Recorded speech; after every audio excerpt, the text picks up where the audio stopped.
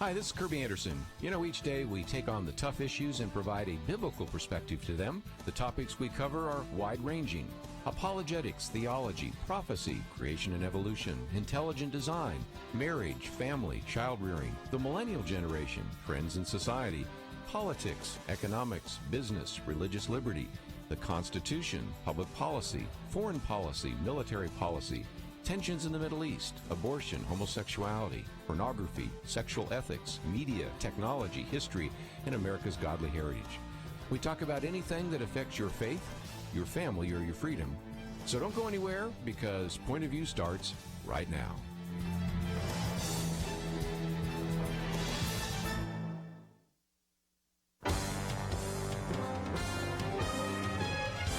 Across America, live. This is Point of View.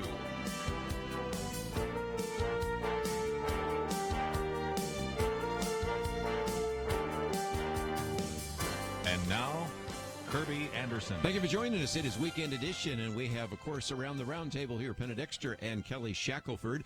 And let me just give you as a program note, I think we'll wait till the national hour to talk about the first two articles that we've posted there, the restraining order in the state of Washington, because I want everybody across the nation to hear that.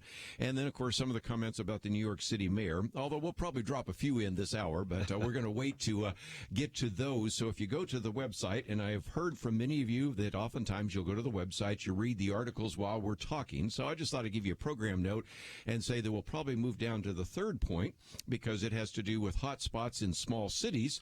Some of those in the state of Texas. I recognize not all of you listening right now are in the state of Texas. We have listeners from all over the country on the internet, but of course the largest audience we have about an hour from now once we go up on satellite. So we'll talk about that then.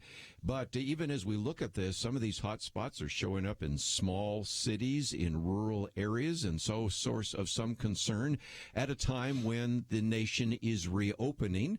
And we have right now, of course, different parts of the nation that are working together. You have a Western States Compact, California, Oregon, Washington. Of course, have one in the northeastern states, New York, Pennsylvania, Rhode Island, Massachusetts, Connecticut, New Jersey, and Delaware. And then you also have one in the Midwest as well. So these are openings, but today, May 1st, Penna, Texas is starting to open up, and it's going to be a very different kind of world than it's been over the last 6 weeks. It has, and I know that, at first I thought, opening up, Texans are going to just go out immediately, and that's not happening. I think people are taking their time. They're deciding, how much do they want to go out, where do they want to go, and they're doing it on their own kind of sweet times. It kind of makes me wonder if the lockdowns did that much good, because people were scared enough. But I will say that my drive here was almost like it is normally. There were so many cars on the two freeways that I go on to get here that I felt like it was like old times. And this is only the first day of really opening up Texas. Yeah, I was really annoyed again. Yeah, we're all stressed out now. I was driving, I was going, what are all these people doing on the road? I've gotten so used to just doing my thing and not having to worry about that. And all of a sudden I was like, you people stop, But I really enjoyed, I was just telling Penna before we went on air, my daughter has just had her birthday, and she's out of town. Coming back from the in-laws with my grandbaby to be with us, and we're going to have a birthday celebration. Well, I know where she likes to eat, and so I called, and because I was thinking, hey, they're open, but in Texas, it's only 25% capacity is allowed at this first phase, and so I thought I better call and get a reservation. So I called and I got a reservation. It was kind of new to them, I could tell too, because they were just putting in their process for all this. But Monday night, we are going to dinner as a family, and it just feels good, kind of get back to normal, a little more normal than we were before, and I think that's happening all across Texas. You got your McAllister salad, and most of the time I get it to go, but there have been a few times we've had a chance to eat in, and we'll see how that works out. Well, I'll even throw a plug for them. Today is free tea day at McAllister's. They're honoring all the healthcare workers and everything, and so for everybody, and I have a big vat of tea here, and it was free. Yep. When I got one of those things where you get free refill anyway, but now it'll be free anyway, so that's pretty good. Yeah, President Trump said that Texas was really good, that he just loves Governor Greg Abbott, that he's doing this very well. He's a strong governor. And he had bad words for the Georgia governor. I thought the Georgia governor actually was bold, and we'll see. We'll see how that all turns out numbers wise when we have some stats from there. But Governor Abbott has been pretty. He's been pretty open, but he's also been careful. He's been more of a balance, and of course, this state is an important, I think, bellwether to see how it all happens here. We've got some really big cities, and then we've got a lot of big areas with smaller communities. And, we always have to remember that as we open up, we're going to see the virus spread. It's going to happen. And, so if you don't, if you're at risk, then, perhaps you still want to kind of operate as you were doing. But other people need to get back to their lives. And because the economic news is horrible. Mm-hmm. And, we're seeing the economy shrank at 4.8% in the last quarter. And, we're seeing unemployment at 30 million. So, it just goes up every day. Yeah, the other day I was just saying it was 22 million. Now it's 30 million. Yeah, go ahead. So it's just, it's bad news. And in Europe, if you look worldwide, Europe's even worse off than the United States is. So things are contracting. And, if you want to help your country, you want to keep yourself safe, but you also want to kind of get moving, get back into life again. And we need to, as a country, we need to get back to our economic vibrancy. Yeah, and one of the things, I got a question on this just late last night from somebody in Texas saying, hey, I saw the 25% opening. Our church was wondering, does that apply to churches? And the answer is no. Churches can open fully, have in-service, in Texas, although there are guidelines for, again, these are guidelines, not requirements, or guidelines for ways churches can be safe and things that are suggested that they do. Obviously, massive cleaning and disinfectant between every service. Mm-hmm. Having a mask available for anybody who comes in.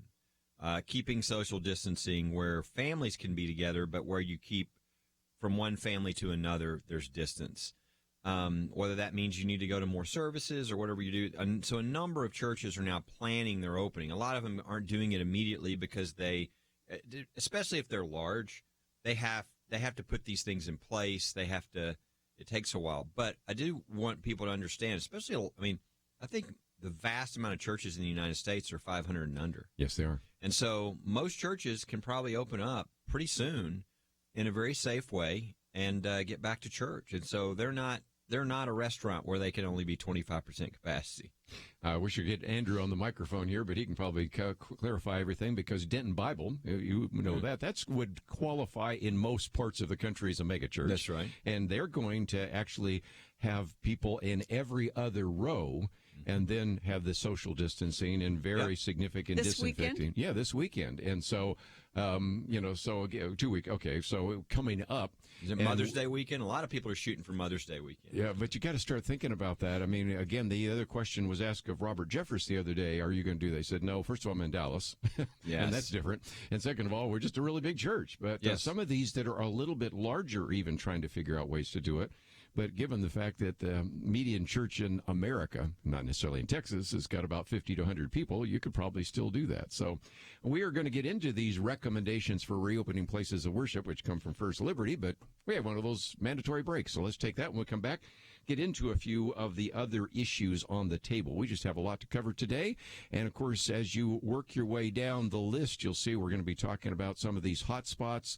Major protest in the capital of Michigan, but we'll also get into some of the political issues as well. We talked about Michael Flynn the other day. We talked about Joe Biden.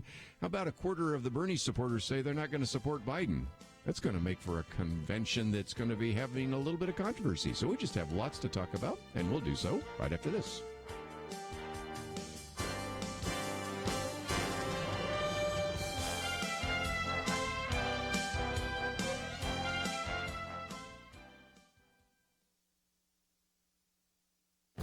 This is Viewpoints with Kerby Anderson.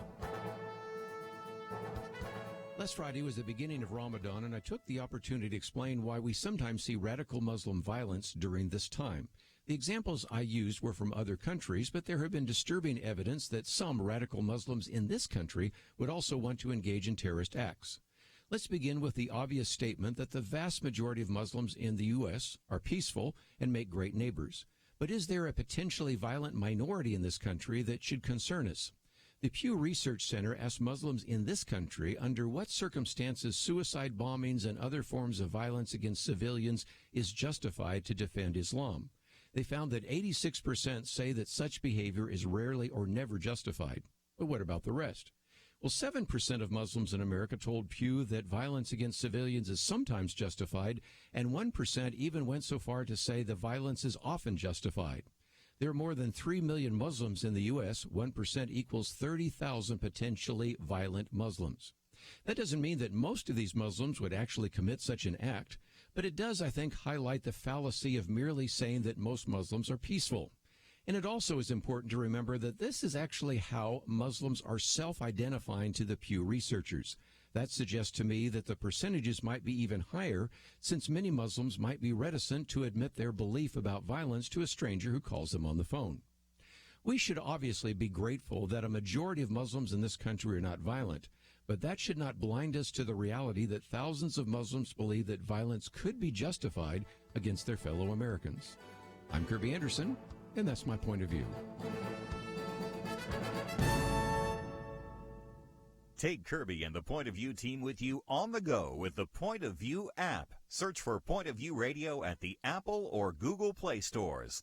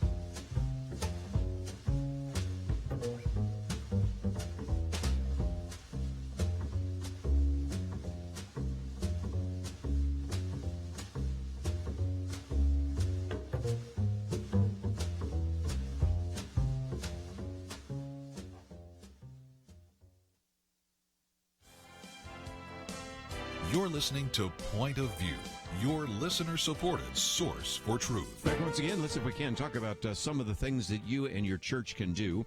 Yesterday, you might remember, as a matter of fact, some of you did not have a chance to hear that because you don't necessarily hear the third hour. We had Dr. Jim Dennison on, and we talked about his white paper, which I'm holding up right now, Life After the Pandemic. And he went through some great material. First of all, some of the medical future, what that might look like, and we'll get to that on our own here with some other articles.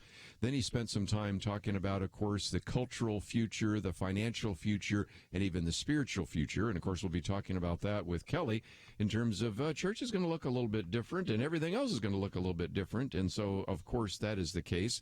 And we'll get into some of those facts and figures. But we keep talking about the new normal. It's going to be a little different, isn't it? It is. I watched it was sort of a live stream from the Texas Public Policy Foundation earlier this week, and they had two doctors that are both one's a state senator and one's a state representative, but they're also practicing MDs. Mm-hmm. And they talked about that. And, really the big concern is that many people are not getting their medical issues that are beyond COVID-19 taken care of.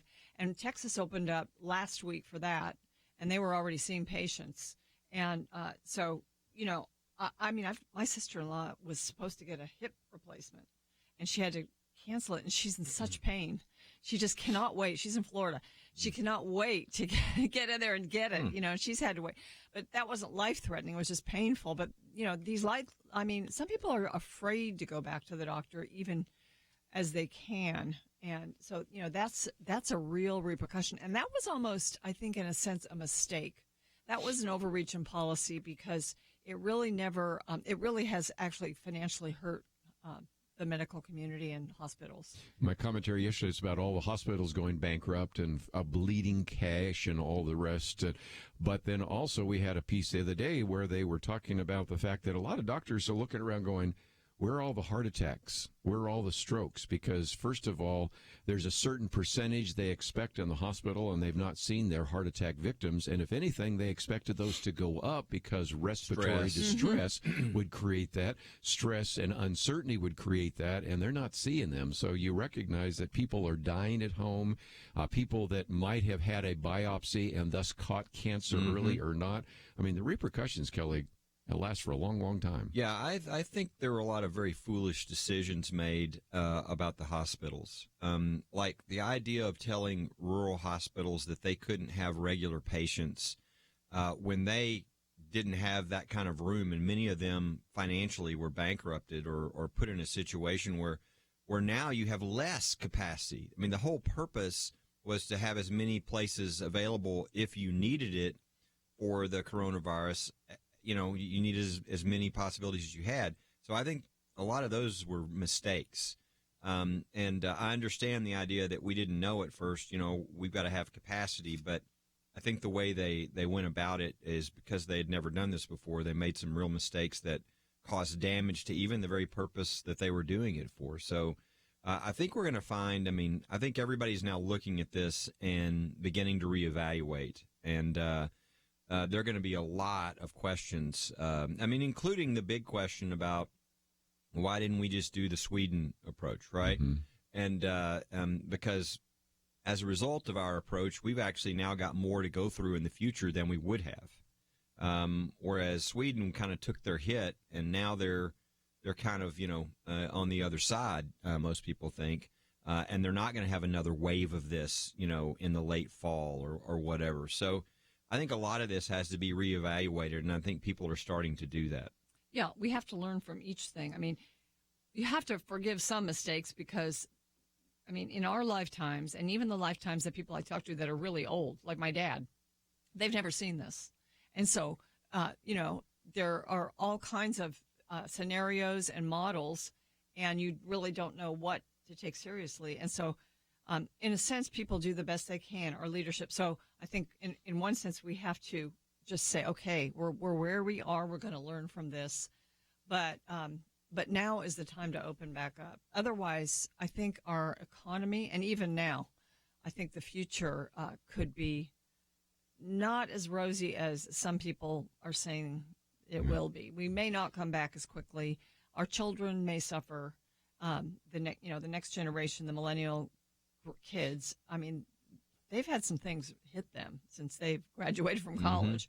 So, we're gonna be feeling this. It hurts, but we also have to remember that we didn't have this. We didn't have a model for this, and so we've got to learn some things and move forward. And the blame game, we're coming into an election year, so we're going to have the blame game, but we need to pull back on that a little bit. Sure. I don't think that's going to work either.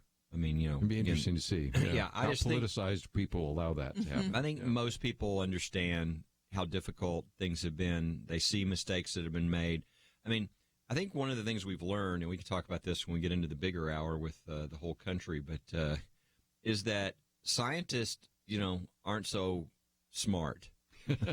That what's really good about really any science or is we are good as people. God made us good as people. We can't predict the future very well, but we can learn from an experience. And so the scientists acting like they knew things, they didn't. They're not God. They're nowhere near God, and they shouldn't pretend like it. And I think they went way too far. And the other thing that I think you learned is, and I studied this before, I had some debates, and there's a whole class in some places on the psychology of science. And there's a lot of history. If you watch what happens in science, whenever a major breakthrough came, there was always a dogma within science that was being sort of flipped. And the dogma was so great that the scientists acted much more like they were religious extremists than scientists. Oh, yes. And they would just literally destroy people who were bringing good science and evidence to show that it's not what they thought. And so there's a lot of psychology and a lot of, it's not, there's a lot of times that scientists don't act like scientists. And what happened during this pandemic, we saw that. We saw people beginning to question what was going on. And the World Health Organization is just the most ridiculous example of this you've ever seen. That nobody should follow anything they have to say. They have zero credibility at this point. But the fact that, I don't know, a lot of people saw those two doctors from California who came out and began to question this. And it was so ridiculous that, YouTube took their video off. And it's like, this is what science is about, is saying, hey, we've got these assumptions. We've got some different data. If you don't like their data, destroy their data with truth, not in science, not, censorship. So I think it helped hopefully us realize, and I think Americans are this way, it's bad at a certain point, that they don't trust now what all these people, and that to some extent that's good, because there's a lot of psychology and a lot of politics and a lot of stuff behind this that's not science. And so we need real science where you're saying, here's the data. Let's everybody look at it. We might be wrong. That a really good scientist is humble. And that's what we needed a lot more of, I think. And that I think we've learned from, and hopefully will allow more dissent, will allow more information, because I think that's one way we've really suffered. Yes, I think so. We need to take a break, but when we come back, I've got to post it up here, what you find at First Liberty, this exclusive live conference call. Dr. Al Mohler and Charmaine Yost. Can't do any better than that. So now that's already happened. But you can watch it. Yeah, I was going to say, I didn't get a chance to hear it, so I'm going to go back, because with those two individuals, that was probably worthwhile. But give us a preview before we take a break, because that was really an attempt to help some of the churches understand about reopening, right? Yeah, we now have online the information that comes from the federal government and from Texas. For those in Texas, we just kind of took all that and put it together. Here are the guidelines being laid out for churches reopening. But that call, it's great to have Al Mohler on, because he's so good. He's such a good spokesperson about how the church should think, about history, about what connects to this, and the necessity of churches meeting, of people meeting together, and how scripturally that is required, and how he analyzed how churches should have gone through this and how they are to look at this, and even talked about it. It's going to be a little different state to state. But I thought it was an excellent discussion, and I would encourage people to listen to that. Let me just say, as we're going to a break here, that we have a take action item, which we've had it up for a while, reopening the economy. If you click on that, you can let your governor know what you think about the guidelines that they have actually implemented. And we also have a Pray for America point there as well, to even pray for those positions in authority over you as they are making those decisions. So pray, and also let your particular opinions and thoughts be known to those individuals, especially the governors right now. Sometimes it's also mayors or county judges, really, in a sense, influencing your life right now. So again, we have all that information at the website, pointofview.net. If you click on First Liberty, we'll come back and talk about a little more that they learned in the conference call right after this. 2020. Is there anything important happening this year? Well, not unless you consider major disputes in various Christian denominations, international tensions over a flu epidemic, economic uncertainties, and a presidential election important. Question: where will you get real news, credible opinion, clear biblical thinking on the things that matter most? Answer: Point of View Radio with Kerby Anderson and the team. You can make sure their voices continue speaking loud and clear by taking a moment right now and joining the Truth Team. It's easy, but you do have to visit our website or make a quick call. Go to pointofview.net/team or call 800-347-5151. You have the power to make a difference. Joining the Truth Team can help ensure that millions of people will get a different opinion from the major purveyors of fake news. We don't get big advertising dollars like the networks or tax money like PBS. We depend on you. Pointofview.net/team and 800-347-5151. Point of View will continue after this.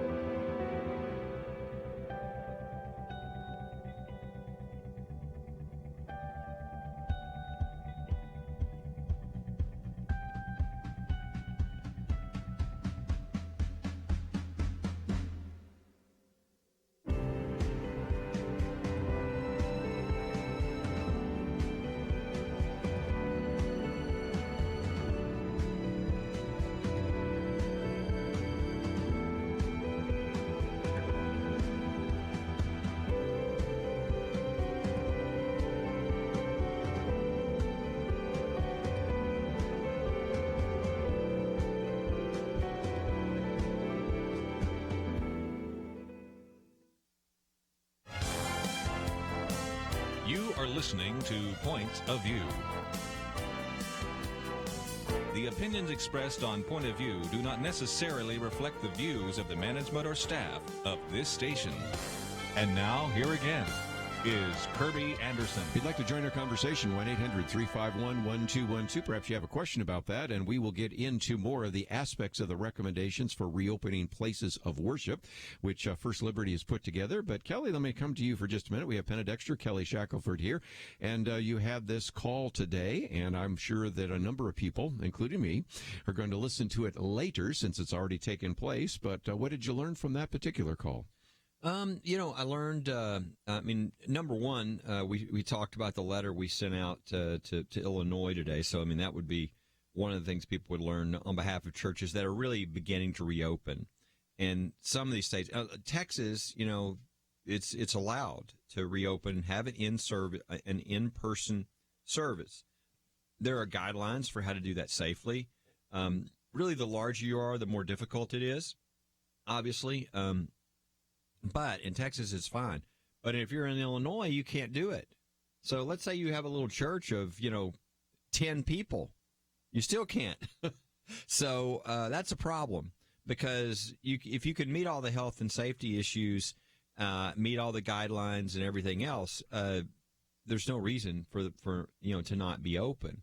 And so we started out with that, and then we really spent some time with Al Mohler about how to approach this whole thing, because Al Mohler and I co-authored a piece in the Washington Post 2 or 3 weeks ago talking about, posted here for people to read. Talking about how the church wants to cooperate with the government in doing things that protect public health, and they should. But when the government goes over the line and discriminates against the church, treats the church differently, that's not, the church has not only, should they not follow that, they should oppose it. Because now the government thinks it's had power to, crush churches and religious groups differently. And so you've got to sort of monitor that. And so he really talked about how to look at this both historically from the standpoint of the church and how to look at this going forward and how churches should handle this, how they should analyze this, and how biblically this is very important. Meeting together is not like a kind of a neat thing. It's required scripturally. There's so many things that the church, if you look at scripture of what churches are told to do, that they cannot do if they're not meeting together. So it is very important to get back to that as soon as possible. My church, of course, has done the services online, and they will pan around the empty church during the service. And at first I thought, this is great, they're doing this. It's just in stark relief to the way it normally is. It's kind of this thing we're all going through together. We're not there. We'd love to be there. After 5 weeks of that, it's really getting old seeing that empty church. I think a lot of Christians are thinking that. We want to be smart, but and there are so many well thought out guidelines for coming back together. And as everyone has said, the size of the church does make a difference, because if you have a huge church, there's a lot more to be done to prepare for this. So, but I think to be on the path toward meeting together again I don't think that's out of the realm of wisdom for any state, no matter how bad it is. You could start thinking about it and planning for it, if not do it.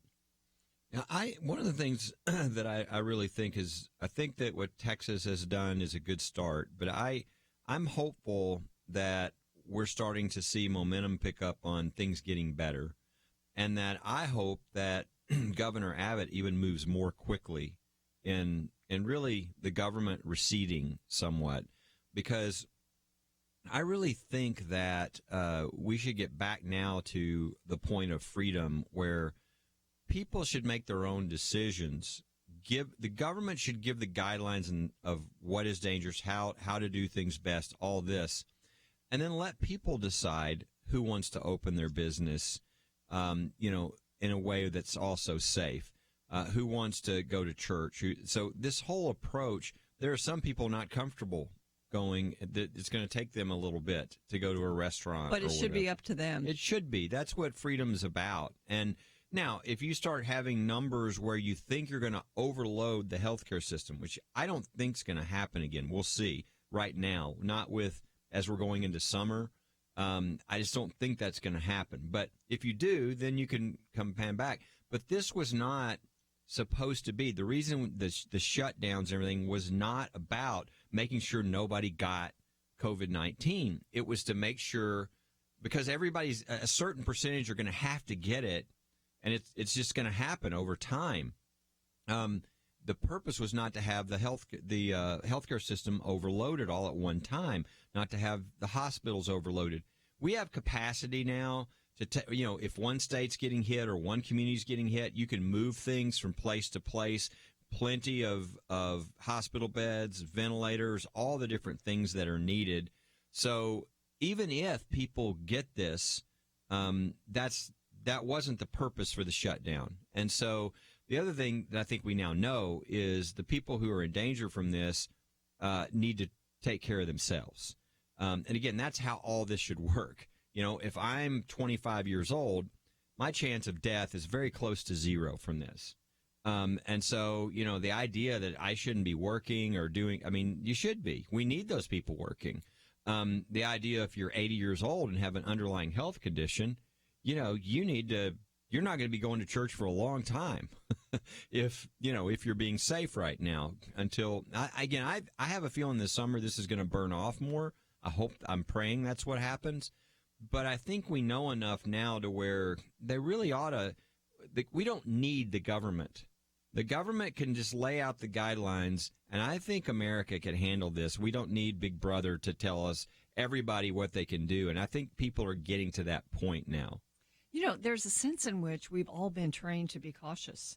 This last several weeks of lockdown, one thing it did accomplish was to get everyone's attention, for people to take it seriously. And now, almost maybe to the point where now people are too afraid to go back. But, who knows what's too afraid? We're going to find that out in the next few weeks. But I do think the whole country's been trained. And I think we're trained enough now that we can do exactly what Kelly just said. We can be free now to make our own decisions. And businesses will certainly, in fact, some businesses that are allowed to go back into operation, for instance, in Georgia, didn't, because they did not feel they were ready. They didn't want to take the risk, whatever reasons. So let everyone take it at their own pace now and, give the encouragements, give the safe precautions, give people guidance, and let's be America again. Yeah, what I've advised and wish the president would start doing is in these press conferences, or maybe even different press conferences, he needs to start bringing families up that their business is right on the verge of collapse, that people who've lost their business, that they built up their entire life, maybe handed down from their father or their grandfather. And we need to see people, up there, with emotion about what's happening, because I think all we've seen is sort of the doctors, the fear, we need to get back to understanding what this really means, across the board, because I think that would bring more Americans to jump behind the fact, okay, let's get moving. We want to be safe, but we need to get things moving, and we don't need to have more destruction in businesses and families because of this. One of the points we might also make in terms of churches is some of these churches don't have video. So as you pointed out when we were talking about your case out of Kentucky, either they meet in the parking lot or they don't meet. So that's the first issue. But some of the larger churches, maybe they can benefit. We just talked about Denton Bible just a minute ago. They're going to open up, I guess it's May 17th. Okay, that's a good-sized church there, and so maybe you can learn from them what they're going to do so that you can do it. But again, given the fact that a vast majority of churches are pretty small, they could probably meet together without any threat at all and to fit into some of those guidelines. And as you pointed out, this is the Scott Atlas piece we read the other day, that even in New York, this is amazing, even in New York City, the rate of death for people 18 to 45 0.01%, 0.01%, 10 per 100,000. So we're not talking about this being really dangerous. And as a matter of fact, 90% of those that actually did have a death rate or even a complication had underlying health issues as well, obesity, diabetes, something like that. So we have to be careful, but at the same time, I think we can start opening up if we use rationality. So let's take a break, and when we come back, get into a couple more issues. Let me just give you a program note. The first two articles we've posted here today are, of course, from our friends at First Liberty. We'll jump first to the state of Washington, then to the city of New York, and then we've already mentioned Illinois. I guess we should mention that one as well. I notice a trend here. These are all blue states with Democrat governors and mayors. But anyway, maybe just a coincidence, but nevertheless, that's the case.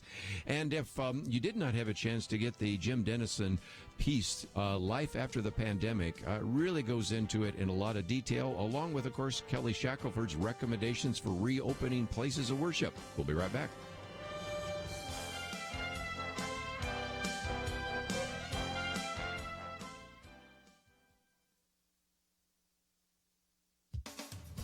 There's a wide disparity across America regarding how we're experiencing the coronavirus pandemic. More and more of us know people who have or have had COVID-19, but polling shows the majority still doesn't. A recent NBC News Wall Street Journal poll found that 59% of Americans don't know a soul who has contracted the virus, yet every one of us is affected by it. Some Americans' lives have been upended, others terribly inconvenienced due to the policies our leaders have put in place to stop the spread of the virus. This pandemic is unique in that, unlike in other national emergencies and tragedies of the last half-century, none of us is just a spectator. Commentator Jonah Goldberg points out that most historic events, even if significant and tragic, are remembered largely as moments on television. As momentous as these events may be, and as heart-rending or life-changing for some, most of us experience huge national events as spectators. This was true of threats to national security from the Cuban Missile Crisis to the 9/11 attacks. We experienced national accomplishments like putting a man on the moon vicariously on TV. And since fewer than 1% of Americans serve in the military, most of our perceptions of recent wars are informed largely through media. We have to look back as far as the Great Depression and World War II to get to the place where the appropriate question was not "where were you?" but "what did you do?" or "what happened to you?" As Jonah Goldberg points out, there's a huge psychological difference between watching and participating. Perhaps your participation means suffering or persevering through rough personal circumstances. Perhaps you're now homeschooling. Churches are participating by involving their members in serving their communities, by delivering food and supplies. Some are even setting up coronavirus testing sites. People also tell pollsters they're participating by praying more. For Point of View, I'm Penna Dexter.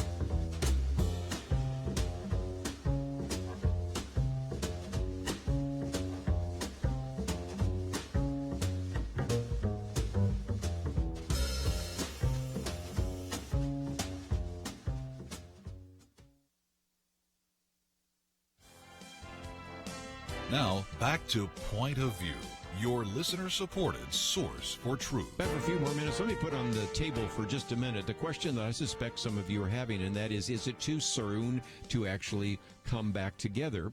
And the other day I quoted from Scott Atlas, science says it's time to start easing the lockdowns, and he reminds us that if you look at New York, New Jersey, and Connecticut, having lived in Connecticut, I can relate to that, 60% of all the deaths take place right there. And so that is the case. And the other day we were talking about with Dennis Prager, the fact that he said, would the rest of the country actually go along with this if indeed it weren't New York City. And he Yes. said, for example, if it was South Carolina and Georgia, which has about the same population as the New York City metropolitan area, and if all the deaths or most of the deaths were taking place there, would New York City close down? Probably way. not. And we know that's the case. And then the piece that Kelly passed on to us, as I was reading through it, I said, wait a minute, I read this on the air the other day, but it's worth reading again because I gave you some of the facts and figures, and that is people that are under the age of 45, 0.1% death rate. But even the people over the age of 75 wasn't that significant. Over the age of 50, I think 95% over the age of 50. Puts me in that category, of course. But nevertheless, most of those people had an underlying illness. So again, if quarantining is for people that are sick, not for healthy people, Yes. maybe this is going to make some sense. What are your thoughts? You know, that statement that this is really the first time we've quarantined the healthy, that kind of stabbed me in the heart. I thought, wow, that's a little dangerous. I mean, we get some of the reasons, but to allow this to go on too long, to continue to quarantine the healthy, to continue to place these restrictions and have legal repercussions if you don't follow them, that's a little much. This is just scary. And so, I think we just go back to the idea now that 5 weeks in, let's be free Americans. Let's act wisely, but let's act like a free country. Yeah, I completely agree. I mean, I think quarantining the healthy is even questionable if the disease that you're fighting can kill everybody at a normal rate. But in this case, we're quarantining the healthy when the disease only really puts at risk a very specific part of the population. So it's doubly unwise, it seems like. Plus, by the way, quarantining is really bad for immunity system. So it's actually bad if you want an immunity system to fight things. So it's not a good idea on a number of different levels. Again, I think one of the most fascinating things about all this is going to be the arguments and rationale, et cetera, comparing the herd immunity approach of Sweden with the rest of the world, because it's going to be a real life experiment that people are going to look at and see. All these other countries who did this approach of, shutdown, are they going to have another wave of this? And is Sweden not?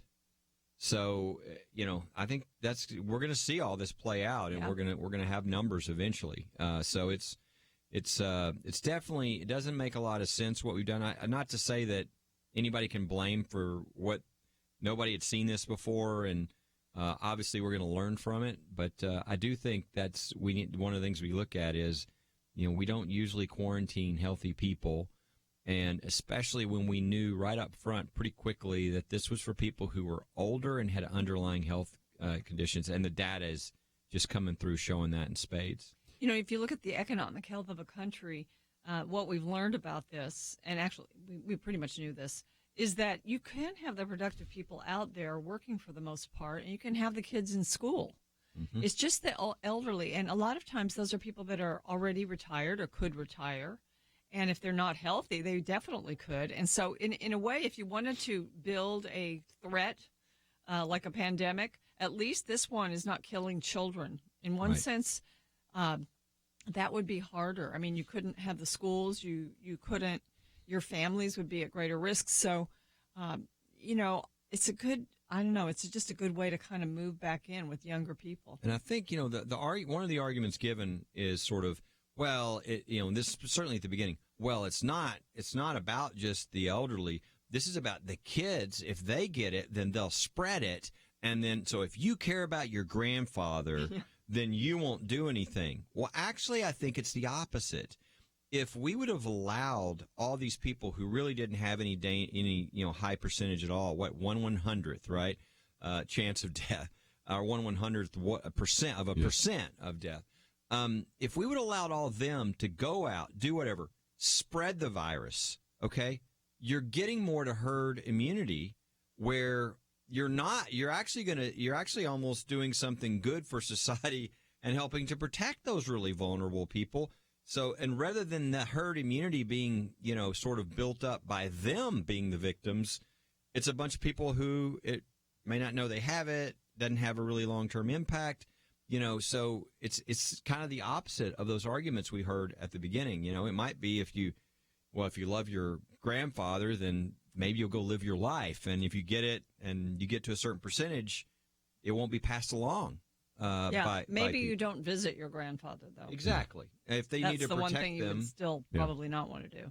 And the one question people probably have, if they didn't hear what we talked about yesterday with Dr. Jim Dennison, I mentioned it every hour because it's the new information from South Korea, as we had been hearing for some time that just because you got the virus doesn't mean that you are immune, because they were starting to see, especially in places like Singapore and especially South Korea, that people look like they were getting it again. Turns out that's wrong. It turns out that the tests are so accurate in South Korea that what they were actually testing were the remnants of some of the RNA from the virus. So it turns out that this virus, as best as we can determine, is like every other virus, and that is that indeed, if indeed you get it, whether you are asymptomatic or not, then you have immunity against it. Now, that leads to the other question that somebody's asked. Well, yes, but now we know that there are about 8 different versions of this coronavirus. And no, maybe that might explain why the people were killed and died more in, for example, New York than did in Los Angeles, that maybe they had a more virulent strain. Well, now that information comes down and says, no, there's really no difference. So once you get the immunity, it turns out that that is a good argument. But up until a couple of days ago, that still was the flaw in the argument about herd immunity. Yeah, and I think one of the things that, again, I haven't seen a lot of writing on, but, as we go through this and we analyze mistakes made, how do you handle this? How should we have handled this? How do we handle this going forward, et cetera? I think one of the questions, unique question that a point of view would talk about, and you wouldn't hear anybody else, but is how does God use this, right? This was obviously an interruption of the entire world. What is God doing with this, and how can this be used, to advance His kingdom? And so, I mean, those are things we need to think about too, because things, there's all this talk about the new normal, right? Well, okay, we've had this experience. What does it mean, and how does it fit in to people who are trying to advance the gospel all over the world? And again, we talked about a little bit of that with Jim Dennison yesterday, and also this very good piece by one of the people at the Ethics and Public Policy Center, Coronavirus and the Vindication of God. So there are all sorts of people. By the way, that's a national review of Wall Street Journal, turns out. And nothing else. That was a good look at that as well. But if you add up just from Greg Laurie and Jack Graham alone, the number of people that just those two churches know that have become Christians, I mean, the numbers are in the tens of thousands. Individuals that would never probably have walked in the door of a church, but instead watched it on video, in part because the president said he was going to watch those videos. So anyway, let's take a break. We come back, let's get into some of these important issues of religious liberty, whether it's the governor of the state of Washington, whether it's the mayor of New York City, or the governor of Illinois. We've got a lot to talk about, and we will do so right after this.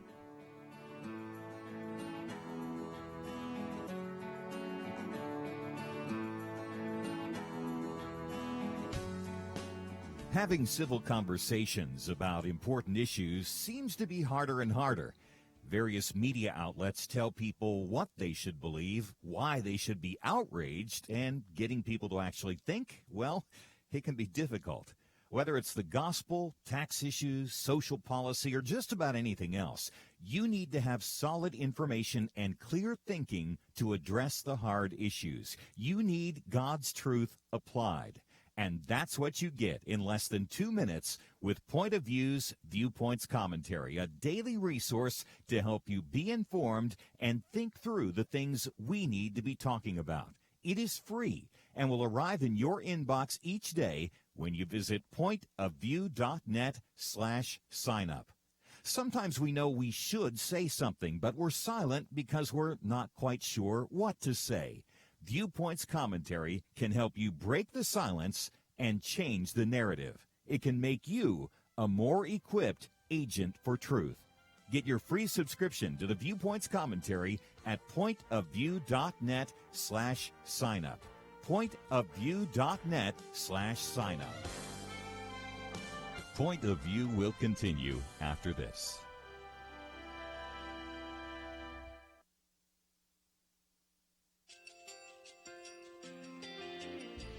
I just want to thank you so much for all the wonderful programming you have. You're just absolutely fantastic. I recently started listening to Point of View, and I really found it interesting because of the different subjects you cover. Thank you for that.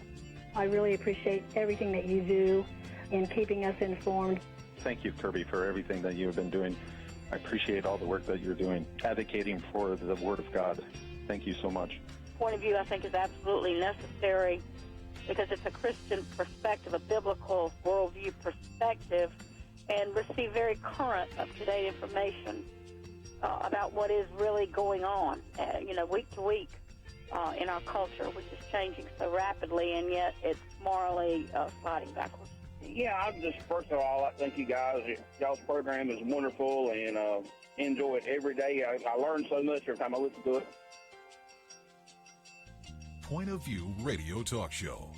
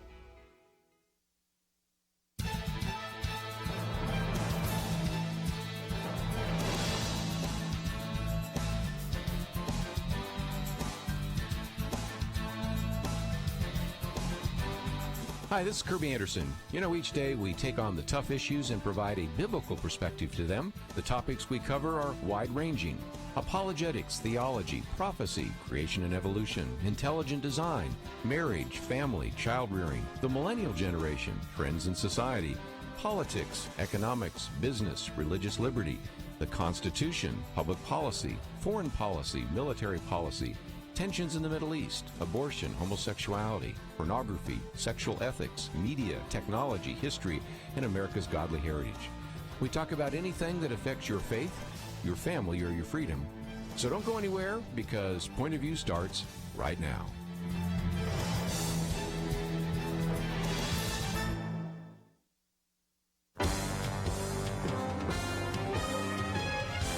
Across America, live. This is Point of View.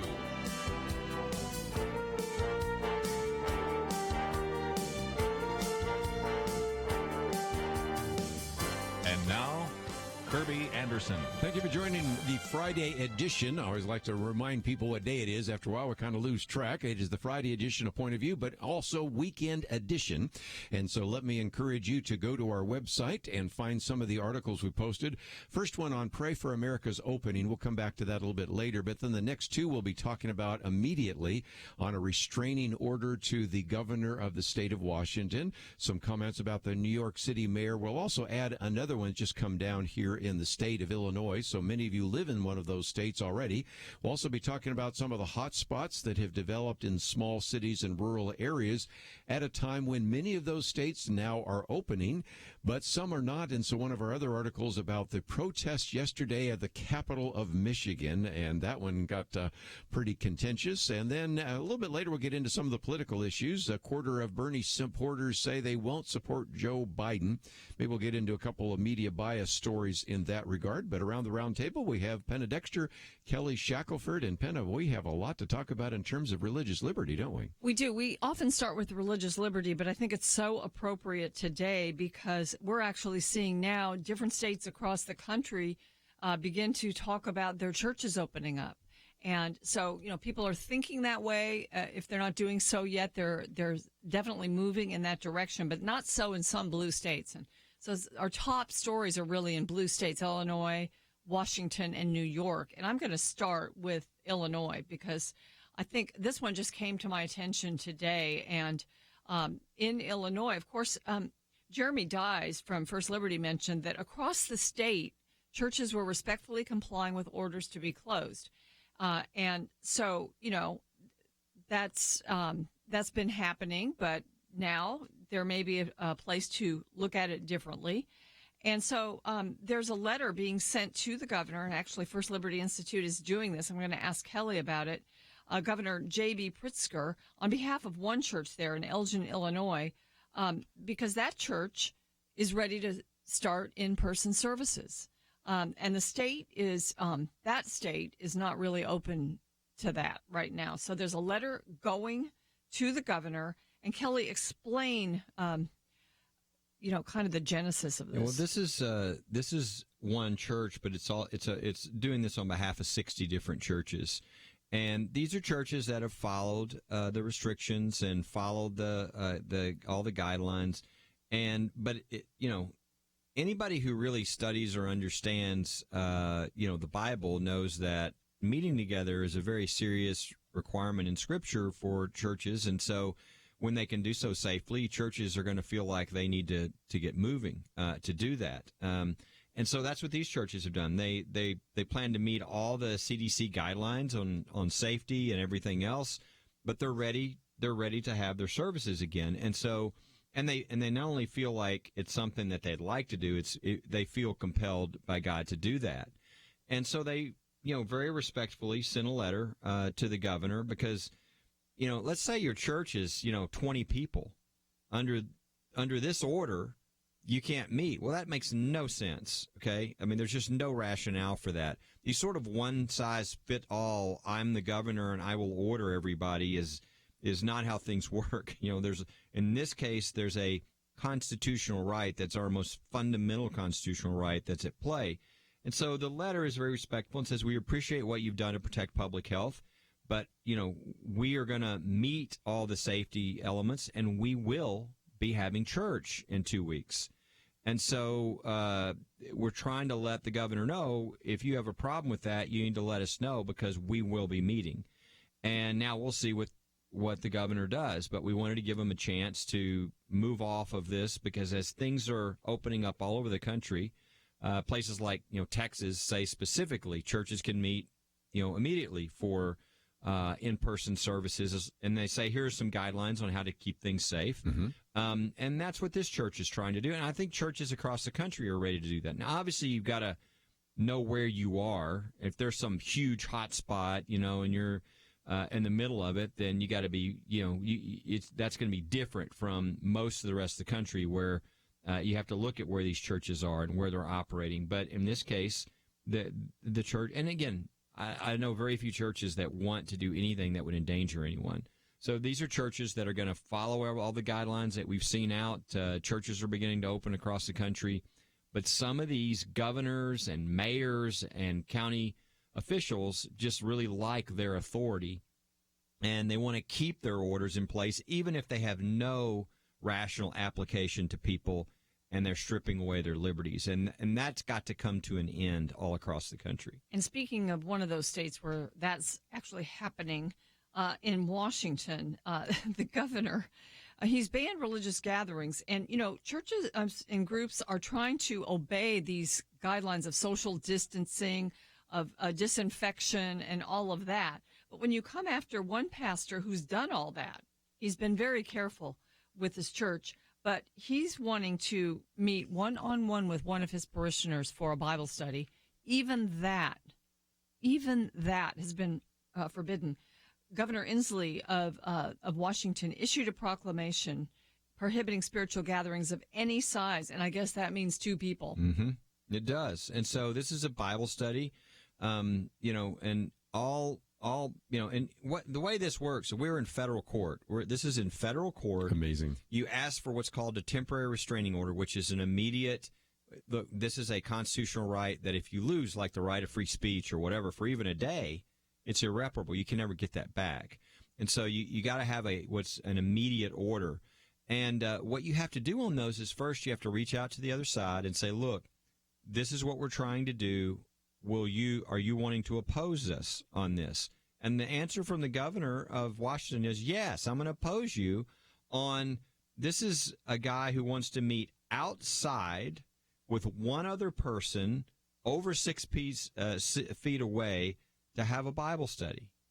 And meanwhile, at the same time, you cannot make this up. It's okay in Washington to go fishing with a number of people, to play golf.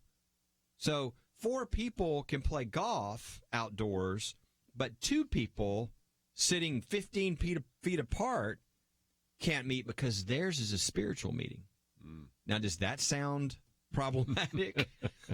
We're having that hearing before the federal judge on May 8th. But it just shows how a number of what these governors are doing is way over the line. And you can't treat religious meetings differently than other meetings. You can't treat churches differently than other entities. If you want to have, as they did at the beginning, things about large gatherings and things for safety, that's fine. But we're really coming out of the dangers now. We've learned a lot about this. And as that happens, the authority of the state becomes lesser and lesser against any sort of fundamental constitutional rights, like freedom of religion, free speech, the freedom of assembly. And so those things are going to come back in power now. And so churches are beginning to rise up. And people can get information on either one of those. I know you've got them posted on pointofview.net. And people need to spread that around, because it really is time for the church to be the church. If nothing else, I wanted you to read that, because if you tell that to your friends, they're going to say, no, that can't possibly be the case. But where 2 or 3 are gathered in Christ's name, there's the governor in the midst of them. We'll be right back.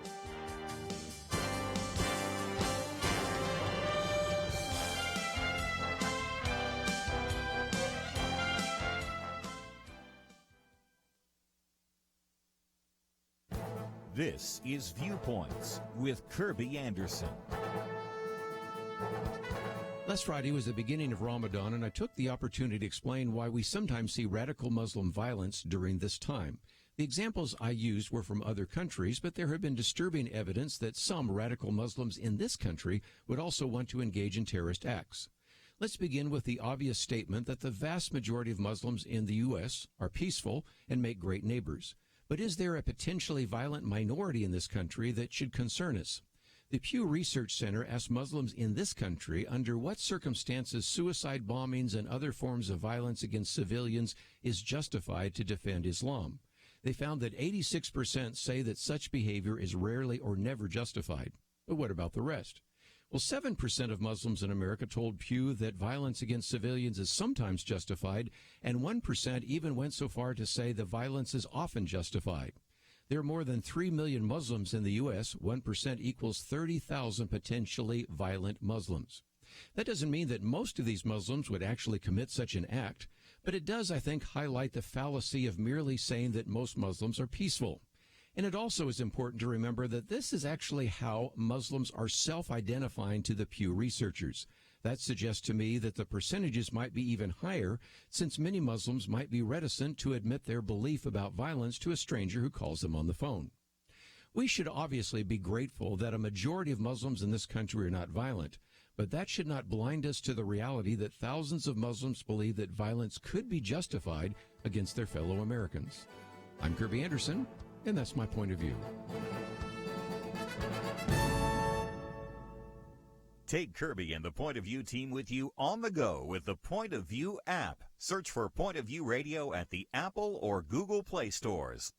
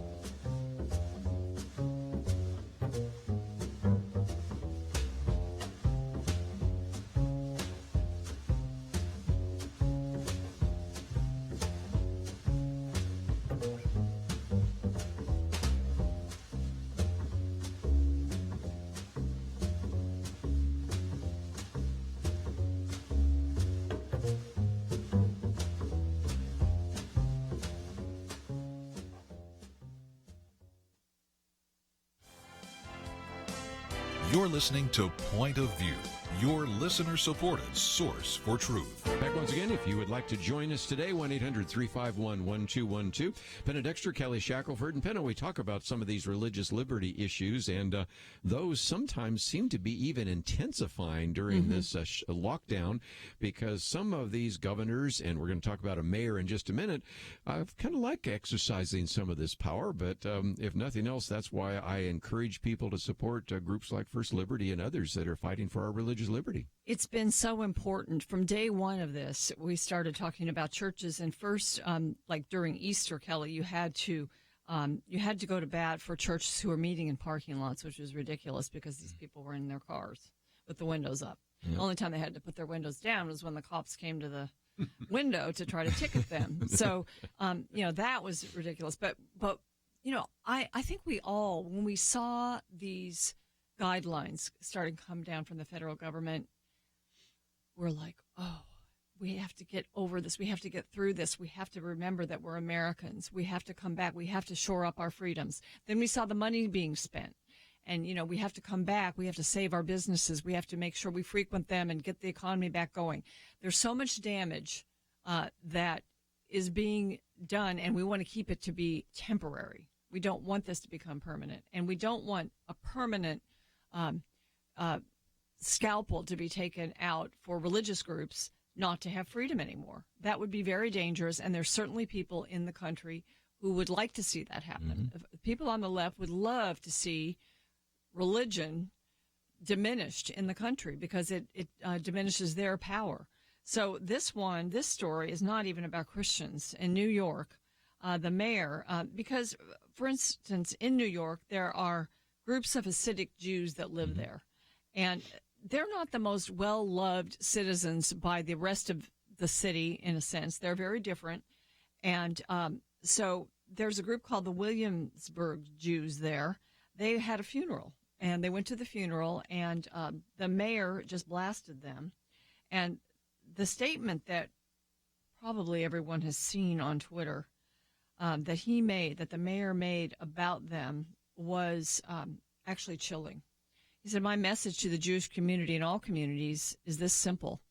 The time for warnings has passed. I have instructed the NYPD to proceed immediately to summons and even arrest those who gather in large groups. This is about stopping this disease and saving lives." And, you said, Kerby, certain groups are actually being persecuted in this. And I would say that this has become an excuse there in New York especially, but even throughout Europe, this is sort of happening, to persecute Jews. And it's got to be stopped. Yeah, we sent out a statement pretty immediately. We represent a number of Orthodox Jewish congregations, schools, et cetera, in the New York area, and some lawsuits where they're being really extremely discriminated against. And so as soon as Mayor de Blasio made this just outrageous, and outrageous is really an understatement, we referred to his statement as vile and disgusting. And boy, you want to see some comments. The Twitter responses that he got were not so good either. But we wanted to not only call this out because it had to be done, but we also offered any NYPD, New York police officer, who was in any way punished for not following the mayor's, edicts regarding, anti-religious discrimination. We told them we would represent them free of charge because nobody should be engaging in this type of really reprehensible conduct. And trying to scapegoat one religious community is, it's just disgusting. And I can't imagine that this is going to bode well for the future of the mayor. I certainly hope not, because these are not comments we ever want to come from anybody in public office who thinks they're going to stay there. Well, this mayor, famously has mishandled this crisis from day one, from the get-go, and you could argue that it's a lot worse in New York City because of his actions and his statements. And so, he may have been overdoing it in order to, in some misguided way, try to show himself as strong against the virus. But he really went after the wrong community. And it's interesting because, folks who have this idea that the Orthodox Jews are dangerous people, in a sense, they are very insular. They stay together. So in a sense, they're almost a safer community because they're not out there on the subways and they're not out there spreading it among other communities. They were together in a funeral in that particular instance. And so, so I just think that it was unfair, and it's really putting a yellow star on New York's Jews. I think it's encouraging anti-Semitism, where for a mayor to be doing that's pretty bad. In my booklet on biblical view on anti-Semitism, we talk about some of the blood libel and things like that, and really the problem that has surfaced, certainly in Europe. But Kelly, let's come back to the state of New York, because how many times have I had you or one of your other lawyers on here talking about the fact that there seems to be a really almost structural bias against Jewish people? And if you look at the latest FBI statistics on hate crimes, almost half of those are anti-Semitic crimes, and they're not just where people are having spray painted something on their car, which you've dealt with, but these are sometimes violent acts against them. So this is not just a small problem. It's perhaps one of the biggest problems right now. Right. Well, I think a lot of people remember it wasn't too many months ago when there was a machete attack on a rabbi, and he was like the cousin of one of our clients. So, we're having to deal with a township up there that is just purely discriminating against them, trying to keep them from having their meetings. We've got an Orthodox Jewish school that is being treated dramatically different from the other schools in the area. And so unfortunately, this goes way back. It's been going on a long time. And actually, there was a lawsuit against the city of Airmont, New York, years ago when there was this Attorney General of the United States by the name of William Barr. I just love this. And they actually proved that the city was formed in part to discriminate against Orthodox Jews. So, I mean, that's the history. And here we are again, decades later now, fighting against the same thing. And they even lied in their court papers to the judge about what the Justice Department had said in the past, saying that the Justice Department kind of supports their zoning code that is so discriminatory. And the Justice Department had to file something in the case to say, no, we did not, So, I mean, these guys are really, shameless is kind of a nice word. The idea that you would go and lie about the Justice Department to the judge so badly that the Justice Department would have to file something in the case, even though they're not in the case, shows that there's a real problem. And so for the mayor to sort of throw gasoline on this in a really extreme way is it's regrettable. And the thing I am grateful for is the response. Didn't seem to matter if the people responding were liberal or conservative. They just knew this was wrong. And, again, the Twitter feed replies were pretty dramatic. And so I think hopefully the lesson is out there, if you are any person in public life, that this is probably not something you ever want to say and the kind of discrimination you want to engage in.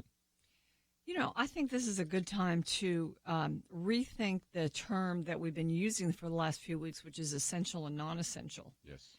Because, they deem certain businesses essential and some non-essential. And now, I think as far as business goes, every business is essential because we have to get our economy back. But with religious services and religious people meeting, I think there's been a sort of the idea out there among the left that this is always non-essential. It's not really that important. And we don't want that to take hold. And that was kind of what I worried about at first when this all started. Would because for your livelihood or because you can still not starve to death by not going, if you don't go to church, it wouldn't be considered as essential.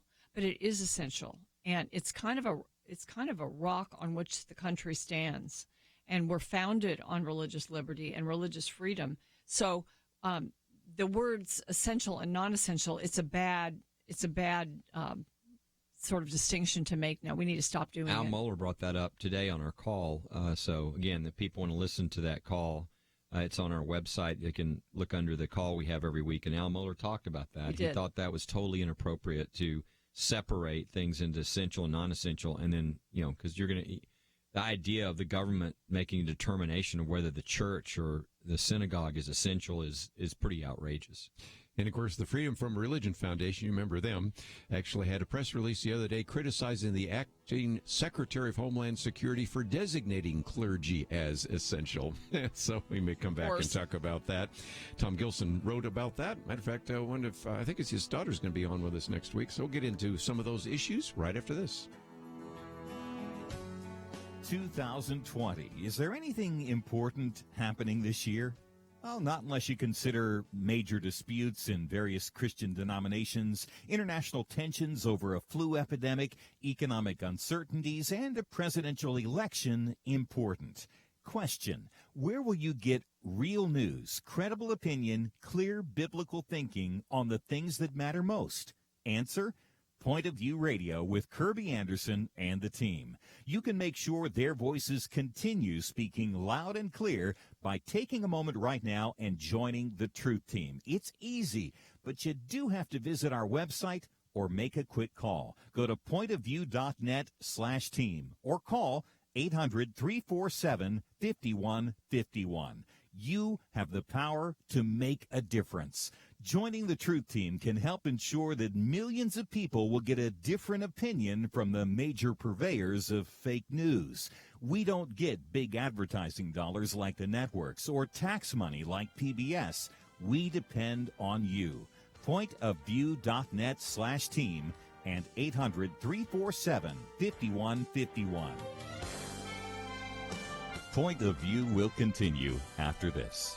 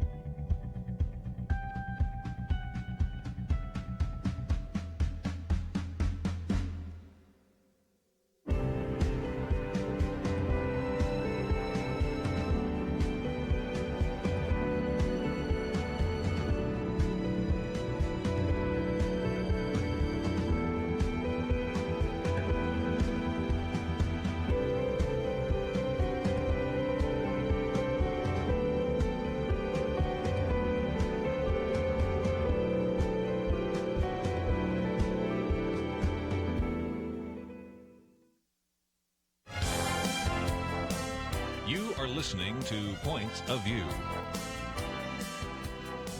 The opinions expressed on Point of View do not necessarily reflect the views of the management or staff of this station.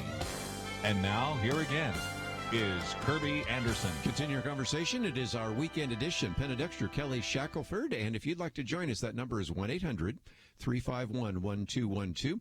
Let's go to the state of Illinois, one of the states we've mentioned there. And Linda, thank you for calling today. Hi, thanks for taking my call. We learned here yesterday that our governor sent his wife and family to Florida, so we get to stay sheltering in place while his family's on vacation. I don't really think that this is a matter of public safety. They've let out, according to the Peoria news station, over 4,000 inmates, including 60 murderers. They're out on the streets now, so I don't know how safe we are sheltering at home. But my question is, in regard to the letter that was sent to the governor for the churches, would any ruling or decision that is made on that pertain to the rest of the churches in Illinois? Yeah, I think it would depend on how the governor responds. I mean, for instance, let's say the governor responds and changes his order, then that would obviously affect everybody. If instead he says something like, well, because your church is in this area and the number of cases is not dramatic or whatever, then you've at least got to deal with the other situation. Let's say you're a church in a hot area, then you might have a different analysis there. But if he changes the order for the whole state, then yes. And if he responded in some way that would imply that, then I think that would take care of everything. But we'll have to wait and see. I mean, sometimes the really arrogant, governors, mayors, et cetera, will just ignore things and refuse to respond. And, we usually react to that by filing federal lawsuits, but we'll have to wait and see. Yes. Linda, does that answer your question? Yeah, one more quick question. You said 2 weeks that the churches were planning to reopen. What Sunday would that be? It's the 17th. I think our Mother's Day is the 10th, and I know a lot of churches are actually opening up on the 10th. I know for instance, Texas, it was about a week or 2 weeks ago that they announced that the governor and the attorney general of Texas announced that churches could begin meeting in person, but here were the guidelines that they had. And again, they're guidelines, not requirements. They're guidelines, and they were just trying to help them. And so a lot of those churches, like a lot of people know of, some of the big churches, and I could give you the names of people I talked to, but they didn't give me permission. But they're like, they want to do it right. They don't want to risk any of their people. Plus, they know there are people looking to harm the church. And at these large churches, if they don't do it right, somebody could come and then file some sort of frivolous lawsuit to try to harass them. Saying that they had gotten the virus because they came to their church or whatever, and they didn't have any safety protocols. So they're trying to do it right if they're bigger. If they're smaller, it's much easier to meet the things that you would need to do, cleaning the church, making sure that you have the social distancing, et cetera, to keep everybody safe. But it's really every church around the country is sort of trying to make the decision of how to do this, when to do this. And we have guidelines we even put up on our website to show here's what the federal and the states are saying are good things to do if you're going to have in-person at your church. And if you can't get there yet, maybe you're huge, right, and you just can't get that in place, there are other options on things you could do. And there are a lot of these churches that have been really creative. I mean, having the drive-in services has been a great way to do things because you're in your car, you're not risking anybody, yet everybody's together, and they're there on the church property. So there are lots of options, but every church kind of got to make their decision.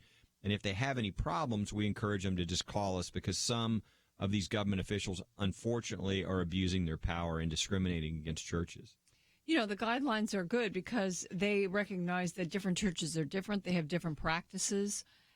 Some churches just need to give things out, and there's safe and unsafe ways to do that. Some churches have more liturgy, and they're having the Eucharist, and how do you that's kind of a tough one there, and that needs to be dealt with. And, some churches have an older demographic, so you have to treat things differently there, and the size of the church, of course, is important. So I think your state has guidelines, but I think First Liberty's guidelines, if any churches or government officials need something, the ones that First Liberty has posted, do we have them at pointofview.net too? And again, you can just scroll down. Just go to First Liberty. We have the link there. Recommendations for reopening churches, places of worship, and those kind of material, and all sorts of other wonderful, great resources. And you just mentioned in passing, let's come back to that. Just a few hours ago, you had this wonderful call with Dr. Albert Mohler as well as Charmaine Yost. And if people said, well, we missed it, they can go back and listen to it later, can't they? We actually have, if you go to firstliberty.org and you look under the drop-down menu of the choices, one of the top choices is COVID-19. We have a whole section of our website over COVID-19, which talks about, what is the law on this, issues like the church guidelines, issues about the cases, the victories that churches have already won. So you could see the type of things that have already happened. And also it'll lay out, really all the things you could think about that you might need and that you might need to look at. And then you can just call if you have a question on that. But, it's, we knew immediately we were going to have to deal with this because we knew that there were going to be, conflicts or overlaps or whatever between what the government was trying to do and the rights of the church and the rights of people, because in these kinds of crises, it's the church that's the one that is actually serving the most. Most people get their food or their help or their protection or whatever, not from the government, but from churches, from religious hospitals, from religious entities. So it's really important that people know the freedoms they have and not be intimidated out of those, because some local official wants to sort of, stick out their chest and abuse their power in some way that they don't have a right to. Let's take another call because you mentioned this issue essential, and that was something that Al Mohler brought up. So we'll go to KJRT in Texas. Shannon, thank you for calling today. Hi, I just wanted to know, is it possible that these people who are considered non-essential, what if they identify as essential? Like if you're a man and you identify as a woman? Self-identify as essential. Yeah, well, I really loved, I know the people all over the country didn't see this, but it kind of made a lot of national attention, but everybody was waiting, Collin County, Texas, which is sort of a conservative, very successful, area of the state of Texas. They were coming out with their guidelines. Dallas County had come up with these draconian guidelines, for Texas at least, draconian. And everybody's going, what is Collin County going to do? And he came out with it, and he starts the press conference, and he says, okay, essential businesses can be open and all this. And then he follows that by saying, and we consider every business to be essential. and they've had the lowest growth in the lowest death rate and all the rest. Yes. If that had been the other direction, we'd be hearing about it every day. But it's amazing how they just sort of ignore. Yes. And so that is the case. But just before we take a break, let's get into that, because some people are assuming that we might have more problems after we come out of lockdown. But we've been over the last couple of weeks, and you've been looking at this, documenting what's happening while we've had the lockdown. My Wednesday commentary about all the hospitals that are going bankrupt and the number of healthcare workers being fired and furloughed. We talked about the fact that for the economic devastation, the National Bureau of Economic Research says for every 1% increase in unemployment, there's a 1% increase in suicides and a 3.6% increase in overdose deaths or those. And then, of course, we now are starting to see everybody being very concerned about the food supply, because if you were producing potatoes for restaurants and schools, all those potatoes are being just pulled under. Milk is being just poured into the ground. And now people are asking the question, where's the beef? Because of what's happened in the meatpacking industry. So it isn't like, it's been perfect under a lockdown and now we're going to have deaths and financial disruption. Actually, there's been a lot of uncounted cost, Penna, during the time we've had these lockdowns. Well, I think, too, when you look at what's happening to the economy and the shrinkage in the economy overall, and the fact that people, yes, there's a lot of help from the government right now to help businesses not to close, not to shutter, and to keep employees paid and all of that. But that doesn't get everywhere, and that doesn't do everything. The government just can't save the economy.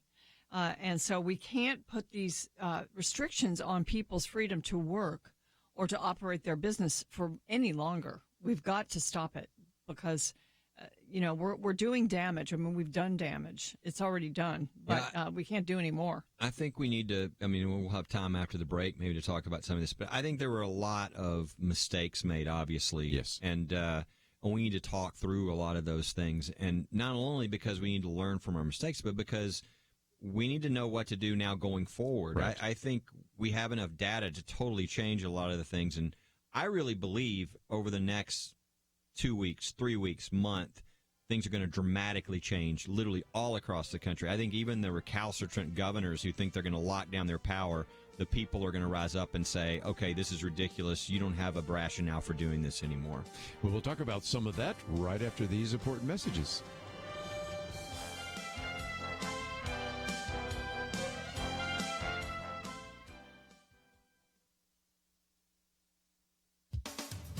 There's a wide disparity across America regarding how we're experiencing the coronavirus pandemic. More and more of us know people who have or have had COVID-19, but polling shows the majority still doesn't. A recent NBC News Wall Street Journal poll found that 59% of Americans don't know a soul who has contracted the virus, yet every one of us is affected by it. Some Americans' lives have been upended, others terribly inconvenienced due to the policies our leaders have put in place to stop the spread of the virus. This pandemic is unique in that, unlike in other national emergencies and tragedies of the last half-century, none of us is just a spectator. Commentator Jonah Goldberg points out that most historic events, even if significant and tragic, are remembered largely as moments on television. As momentous as these events may be, and as heart-rending or life-changing for some, most of us experience huge national events as spectators. This was true of threats to national security from the Cuban Missile Crisis to the 9/11 attacks. We experienced national accomplishments like putting a man on the moon vicariously on TV. And since fewer than 1% of Americans serve in the military, most of our perceptions of recent wars are informed largely through media. We have to look back as far as the Great Depression and World War II to get to the place where the appropriate question was not "where were you?" but "what did you do?" or "what happened to you?" As Jonah Goldberg points out, there's a huge psychological difference between watching and participating. Perhaps your participation means suffering or persevering through rough personal circumstances. Perhaps you're now homeschooling. Churches are participating by involving their members in serving their communities, by delivering food and supplies. Some are even setting up coronavirus testing sites. People also tell pollsters they're participating by praying more. For Point of View, I'm Penna Dexter.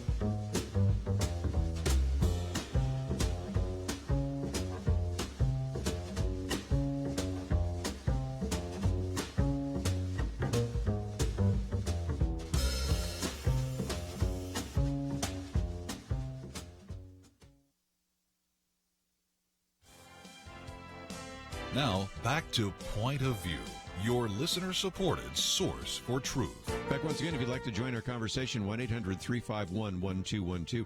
Let me mention again that as some of this is being communicated to you, you might say, okay, I'd kind of like to read it myself. So again, the first article there is about Pray for America's opening, and I do encourage you to pray for this country. And our first point on our action item is reopening the economy, in case you'd like to communicate to your governor. The next two, of course, are from First Liberty, the restraining order on the governor, and the other one of comments for the New York City mayor. And then we get into some other issues, and we haven't even talked about the protest in Michigan. We'll get to that in just a minute. But let's, if we can, Kelly, as you were pointing out, we didn't know a lot.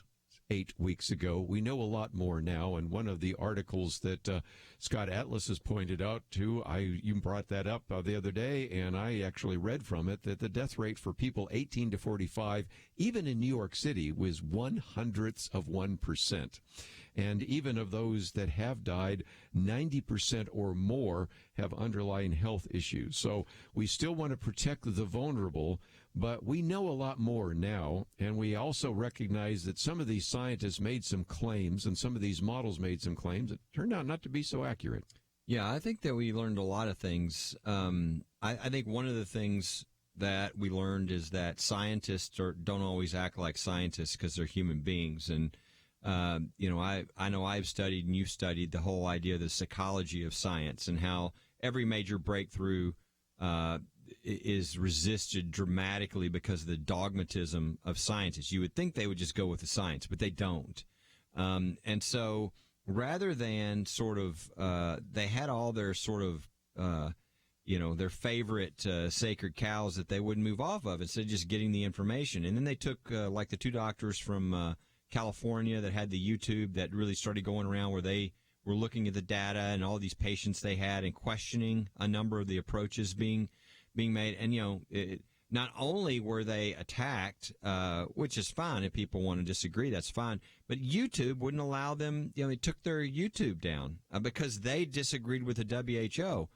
Well, the WHO disagrees with the WHO. They changed their position. You couldn't get it from another person, and then 2 days later you could. And I mean, the WHO is a joke. It's just really sad. But this reveals a lot of things to us. I think this whole, pandemic and what we've gone through, we all understand that people were trying to get things right and they messed up a lot, which, I think that's fine. But I think a lot of people used to think, well, it's the scientist. So if they say this, we must do it. Nobody believes that anymore. And that's not true, right? I mean, we tend to learn by saying, well, we think it's going to be like this, but we're going to have to probably learn as we go through it.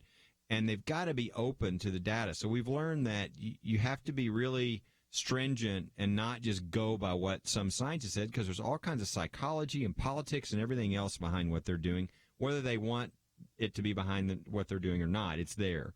And then the other thing I think we're learning, as you talked about, is, we quarantined everybody instead of quarantining sick people. And we not only quarantined everybody, but there's only a certain really small segment of the population that needs protection. And it's people who are older who have this underlying serious health condition. And so there's no like you said, if you're between the ages of 1 and 45, there's almost no chance of death. So the idea that you're not working is ludicrous. And in fact, not only would it not endanger you, but you're not going to endanger others, because if this thing does spread, as it's going to have to eventually to get to herd immunity, you're actually spreading it amongst people who aren't dying, and the vulnerable people need to protect themselves during the next, however long this is until we get an ability to have the herd immunity. You're actually going to sort of provide a protection overall for the people who are the most vulnerable. So we just really have handled this badly in a number of different ways and in a way that's been very destructive. But what should happen now, instead of people locking into the old positions, is people should look at the information and begin changing what they're doing. And that's the thing that's sort of sad to see, is they're not seemingly willing to do that. One of the things that I think is a little difficult when the scientists are placed front and center, they become the rock stars. Somehow, I think I don't know if it's the media or the administration, what decision makers did not portray or elevate the policymakers along with the scientists. Because, if you're a conservative, you were looking at all the scientists' recommendations and going, yeah, that's going to keep you really safe, but you got to go to work. People have to work. People have to operate their businesses. They have to have the doors open. And so I don't know, maybe a lesson to be learned is not to elevate one field that helps us deal with these higher than another field, because you almost elevated science over medicine in a sense, because you were stopping all the other medical procedures in favor of protecting people against this. And where was the allowance of dissent? Okay, think of the press conferences that the president had with Fauci and Birx and all of them. And there was was there, active questioning of the president? Yes. In fact, a lot of times it's ridiculous, right? They're trying to see if they can hurt the president instead of asking difficult questions. What about of the scientist? You really didn't see a lot of that. I mean, they didn't open it up for questions. Yeah, and it's what we need when you're trying to figure out how to deal with this is what do people who have different opinions say? Okay, Sweden is doing something different.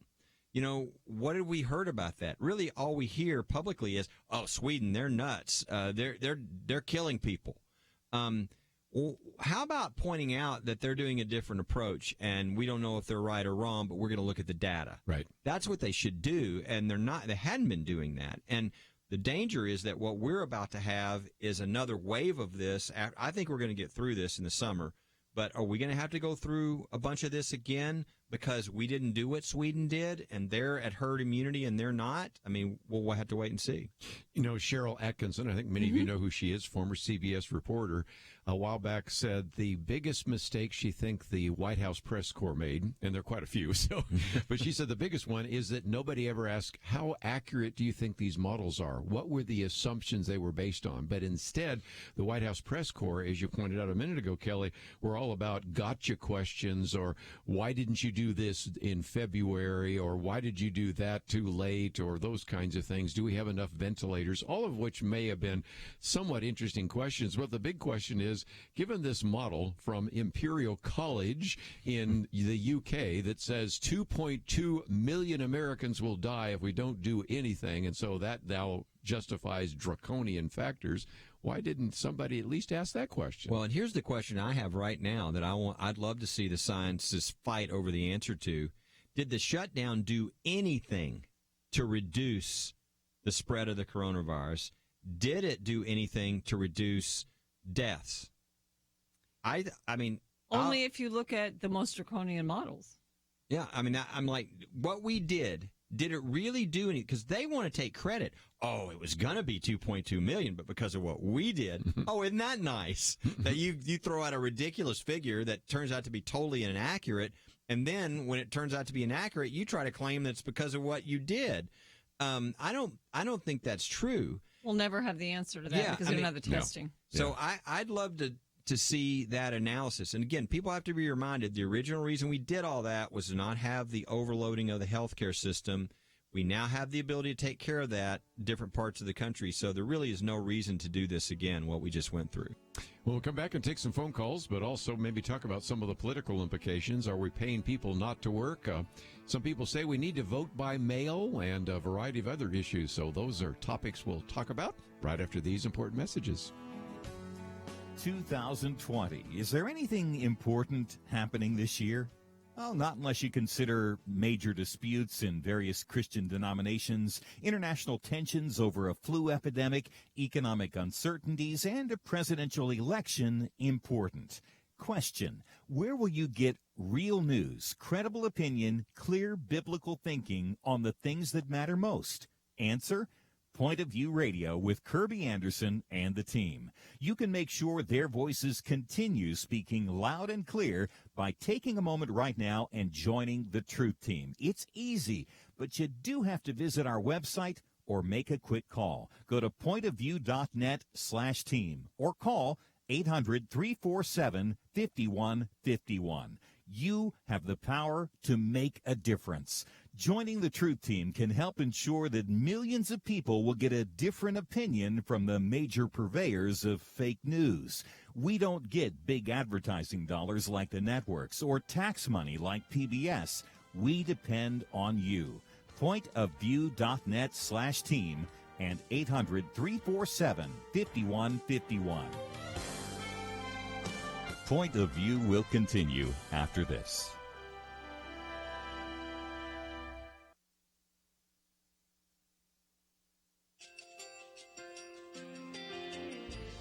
I just want to thank you so much for all the wonderful programming you have.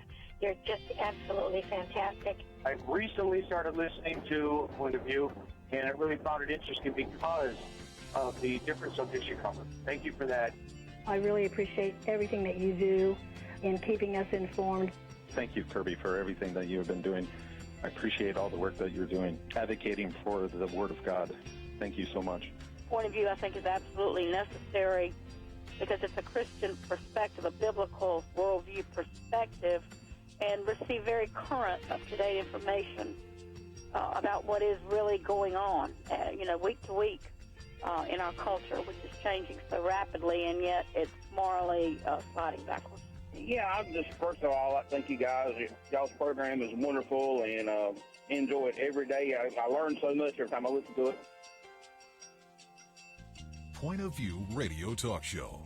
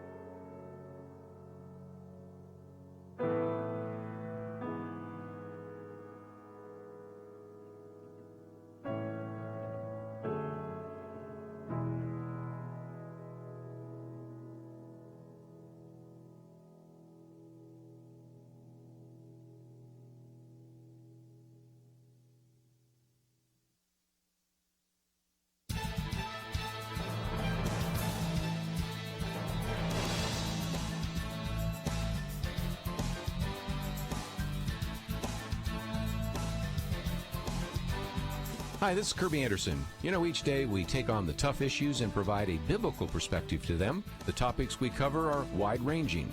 Apologetics, theology, prophecy, creation and evolution, intelligent design, marriage, family, child-rearing, the millennial generation, trends in society, politics, economics, business, religious liberty, the Constitution, public policy, foreign policy, military policy, tensions in the Middle East, abortion, homosexuality, pornography, sexual ethics, media, technology, history, and America's godly heritage. We talk about anything that affects your faith, your family, or your freedom. So don't go anywhere, because Point of View continues right now.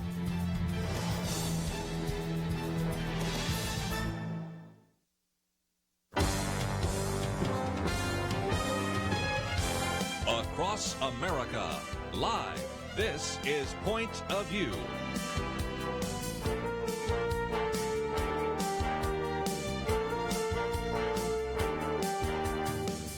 And now, Kerby Anderson. Again, if you'd like to join our conversation, 1-800-351-1212. We'll take a few phone calls, but along the way, we do want to get into a couple of the other issues that we have put on the table. So, again, we have Kelly Shackelford, Penna Dexter. It is our weekend edition.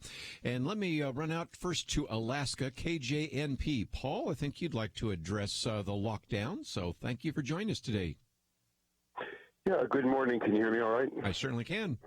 Yeah, we were noticing that the president and the attorney general were supportive of the Michigan protesters, protesting against government practices. And it just seems to me inconsistent with the administration's position in 2017 when they responded to the Standing Rock protesters with rubber bullets and water cannons and arrests and removals. Where's the consistency between those two responses? Yeah. First of all, let me just say that I think a lot of that relates to this old booklet I did on civil disobedience, because in some respects, I didn't know when we were going to be writing it, we'll be dealing with that. But first of all, you have the right of protest. And so whether you overreact, as some of government officials have in the past, for issues of land use in Nevada or whatever, that would be one. But I think traditionally we should respect the right of a person to protest. But at the same time, as I try to explain, we still should be good citizens, and protest doesn't mean that you do something that is violent, something that is provocative. And I think a lot of people the other day were saying some of these Michigan protesters showing up with guns and everything and shouting and things like that.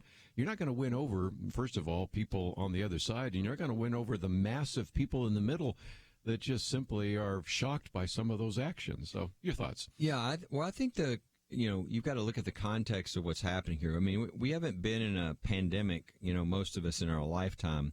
And then you hear these government officials saying things like that the freedom to assembly, which is a First Amendment fundamental right, doesn't apply. And a lot of people were shocked by that kind of, statement from government officials. And so I think that the current administration had actually done a really good job of trying to protect freedoms while pushing their own viewpoint of what they think. I mean, all the attacks against Trump was that he was a dictator and that if he had a chance, he would take all this power into his hand. And so for him to be saying, this is what we want you to do, and yet saying, but we do support the right of freedom of assembly and protest, I think is a good thing. Just like, again, he was being encouraged really by the left a lot to consolidate all the power and for him to tell everybody what to do. And instead, he's resisted that and given that to, which is appropriate constitutionally, and given that to the states and to the governors, even if they screw up. So I think actually... But he still makes his comments. He does, yeah. and that's fine. And that's fine. That's exactly how it's supposed to be. And I think if you'd asked liberals before this, if he had this opportunity, would he have consolidated and he said, I'm going to tell everybody what to do? They'd all said, oh, yeah. He's done the opposite of that. And so I think he's actually, they've done a pretty good balance. And then add to that what the Attorney General has done, which is he's come out twice now with very strong statements about not abusing this government power and saying, quote, I think this is his quote, but the Constitution is not suspended during a pandemic. And he's actually got a whole effort within the Justice Department to have his people make sure that there are not abuses of power against the rights of the citizens. And they filed a statement of interest in the Mississippi case involving what was happening to the churches there. So I've got to give the administration credit. I think in a time when centralized power in the federal government is the temptation, they really have done a good job of trying to keep saying that they're going to tell us what they think is right, but trying to keep those fundamental freedoms in place at the same time. You know, I was even surprised by this piece in the Wall Street Journal. I think it was last weekend, maybe a little bit before that, by Christopher DeMuth. Trump rewrites the book on emergencies, laying out all the ways in which President Trump has actually responded with deregulation and decentralization. And, you know, we were all like looking at one of his first actions was bringing companies in to help providing things without even using the Defense Act, that just letting them see what they were going to do. And, you know, trusting the free enterprise part of our economy, trusting that. And, of course, there have been times when he's had to issue directives to companies, like he wants the meat processing plants to actually go to work and make sure our food supply is okay. But there's just many ways in which this deregulation, and we haven't really talked as much about that, how much deregulation has actually helped in this situation. Just getting government rules and laws out of the way. Like the FDA. Yeah. The reason all these drugs are being possible and the vaccines are moving so fast is, you know, they just wiped out all these regulatory schemes of the FDA that normally would be in place. And again, I think everybody is taking this for granted that any president would have done this. Well, they haven't before. No, that's what Christopher DeMuth says in that article. And that's what he said I watched him on Mark Levin. Matter of fact, I wanted to get Christopher DeMuth on because you should. But he's so slow in what he says. I thought he writes better than he speaks. I was thinking I could have Penna read that faster than he could say it. So, but he said this is the first time because the tendency has been. Mark Levin said that. I know you're not surprised by that. And Christopher DeMuth, if you might say, who is he? He used to be the president of the American Enterprise Institute, now is with the Hudson Institute. But he says this is the first time he can ever find in history where when we've had a crisis, the president hasn't used that to expand the power and scope of government. He's actually used it to shrink it. And that is even kind of unusual when you think about some of the crises that even people like Ronald Reagan and George Bush and others used. Right? I mean, a whole new division of government was created as a result of 9/11, right? Yeah. And that was a Republican president. I think, again, people have such a hard time, these people that are just such, they have their own personal, anger and don't like Trump. But anybody who's objective looking at this can see that there are a couple of things. You can, again, criticize Trump for whatever you want to criticize him for, but there are a couple of things that are very unique to him that happened that were very good through the process. Number one is he was such a border hawk, right, that I don't know that any other president would have resisted the World Health Organization and all the other people around him that were saying, no, don't stop the people from coming from China. And he did it. I mean, he pulled a trigger that almost no one would pull. Turned out to be a very, very important move. Again, I'm not saying that he's the smartest guy in the world, but he just happened. That was his issue. That was his instinct. Yeah. And so that and this business instinct for going to companies to provide solutions to all these things. Very few presidents would have done that. They would have thought, well, I got to get my federal government people together, and we're going to solve this problem. And I don't think anybody thinks we could have done that as effectively as having all these major companies who have come in and been so crucial, really, in providing a way to get out of this. Well, let's take a break. We have a lot more to cover. We will do so right after this.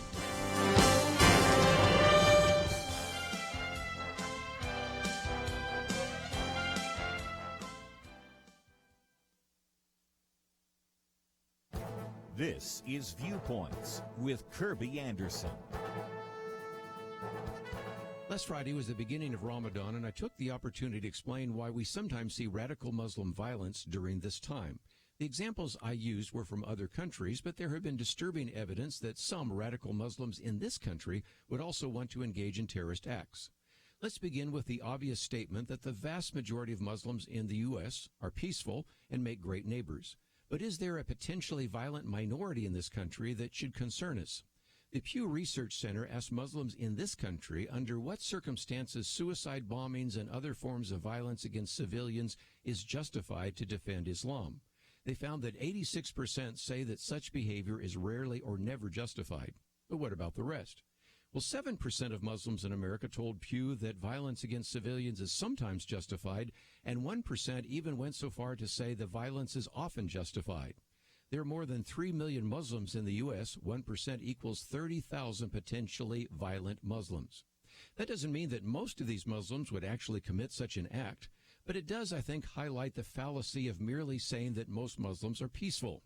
And it also is important to remember that this is actually how Muslims are self-identifying to the Pew researchers. That suggests to me that the percentages might be even higher, since many Muslims might be reticent to admit their belief about violence to a stranger who calls them on the phone. We should obviously be grateful that a majority of Muslims in this country are not violent, but that should not blind us to the reality that thousands of Muslims believe that violence could be justified against their fellow Americans. I'm Kerby Anderson, and that's my point of view. Take Kerby and the Point of View team with you on the go with the Point of View app. Search for Point of View Radio at the Apple or Google Play stores.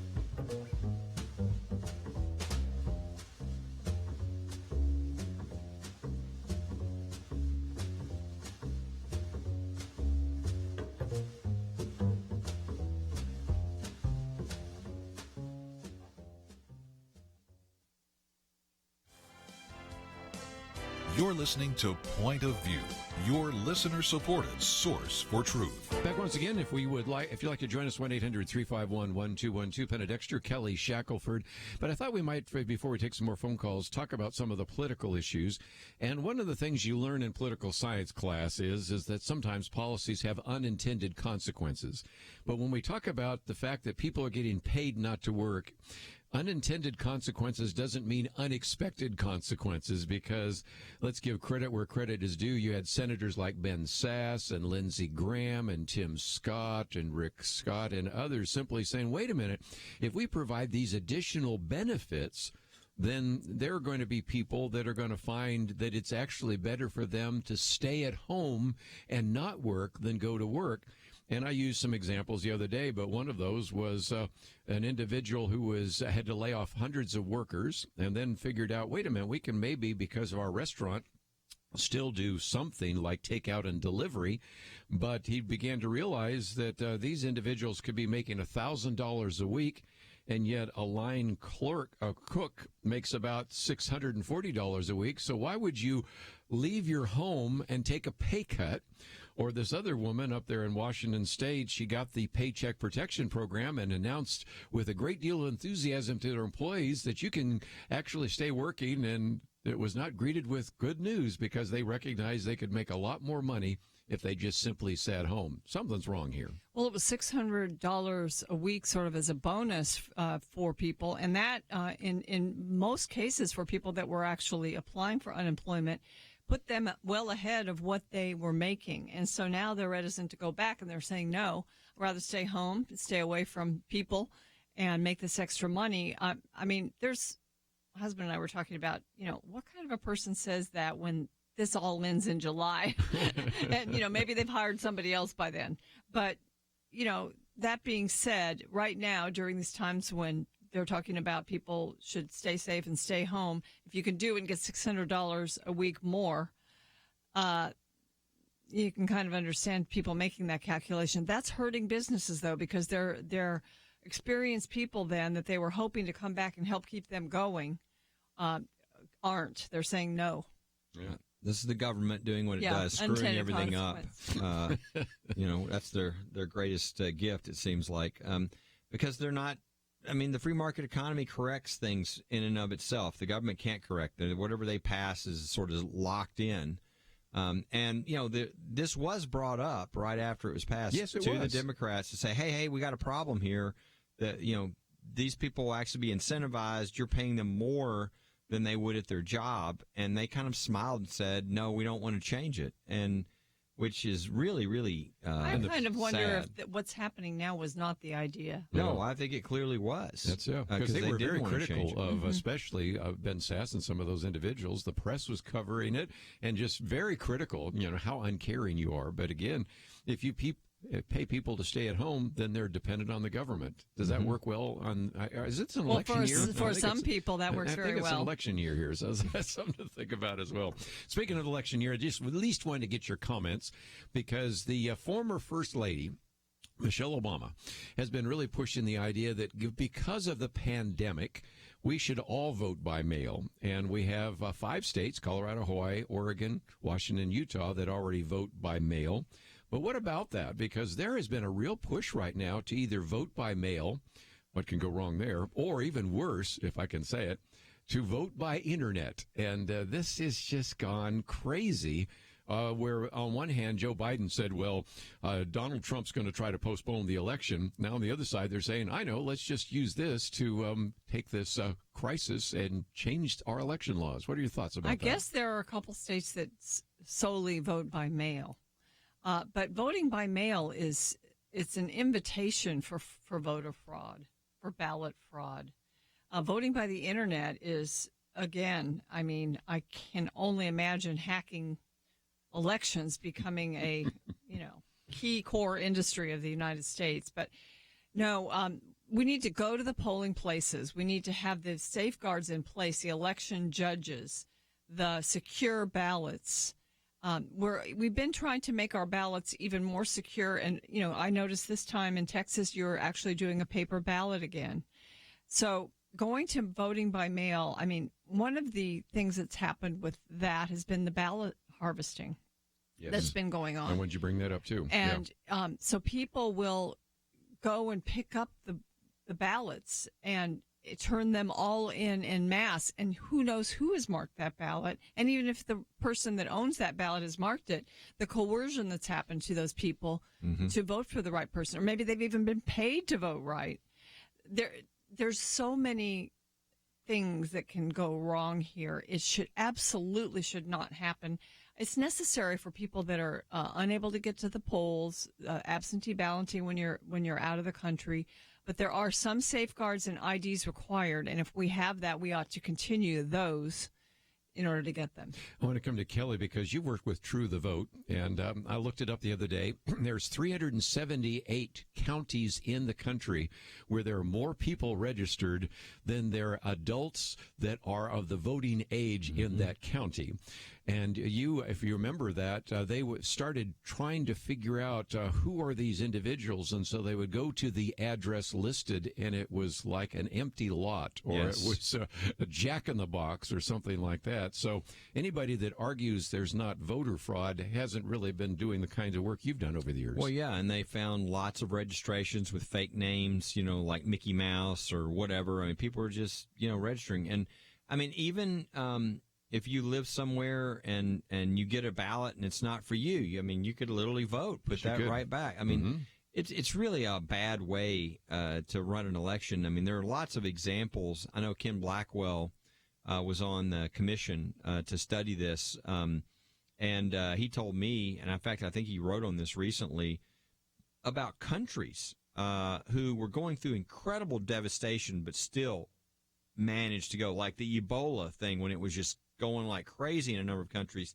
they still went and voted. Mm-hmm. The idea that we can't vote in the current situation in our normal way is, I think, really silly. And it's just some people want to change it because they want to engage in voter fraud, or they just think it'll be an advantage to them for some reason in the election. I think voting, even more than restaurants or a lot of things that are opening up, could be done safely. I mean, you could just have waiting times in between people going in. You already kind of do have that because you have to be private to vote. So you could definitely do it. I mean, it's not going to be, it might take a little extra time. So maybe you had a couple days of voting instead of one day for election day. But they have already managed to extend voting times weeks in advance of the general election. Even that can be problematic. But mail-in voting and internet voting, we cannot allow it. Just can't. Well, I mentioned Joe Biden. I guess it's about time to get to one of these articles here, and that is nearly 25% of Bernie supporters are refusing to back Joe Biden, which also gets into another issue, and that is it isn't just some of the Republicans and the conservatives that are raising questions about Joe Biden and Tara Reade, but even a lot of the progressives are, and saying maybe this is not the person that the Democratic Party should have running against Donald Trump. So we've got some interesting things unfolding here while everybody's been paying attention to the coronavirus. Yeah, I really wonder. I mean, I think on the Trump side, I don't know if they really want Tara Reade to be successful in getting rid of Biden. And I think there are some people on the progressive side that think, this is an opportunity where we don't have Joe Biden as our candidate, because I think a lot of people feel like he's just not up to it. His brain's not working right. I mean, he's doing stuff that it just looks horrible. Standing in front of a camera and talking in the opposite direction. And I mean, just the stuff you see, it reminds me a lot of a comedy skit from Saturday Night Live. I remember when they used to make fun of Jerry Ford in a really unfair way. Yeah, but Chevy Chase. with Chevy Chase. And this is like that on Joe Biden is the real version of that on steroids. And so I don't know if I bet you if you polled people in some way, a lot of the key people in the Democratic Party might be going, it wouldn't be so bad if Tara Reade was successful in getting rid of Joe Biden, because we could get somebody who might have a better chance. So I bet there's a lot of mixed motives on both sides about that story. Did you guys see the ad, the endorsement that Hillary Clinton Oh, yes. I was going to bring that up. Because he looked like he was going to sleep while she was endorsing him, number one. Hillary was the most as vibrant as I've seen her in years. And he was just there.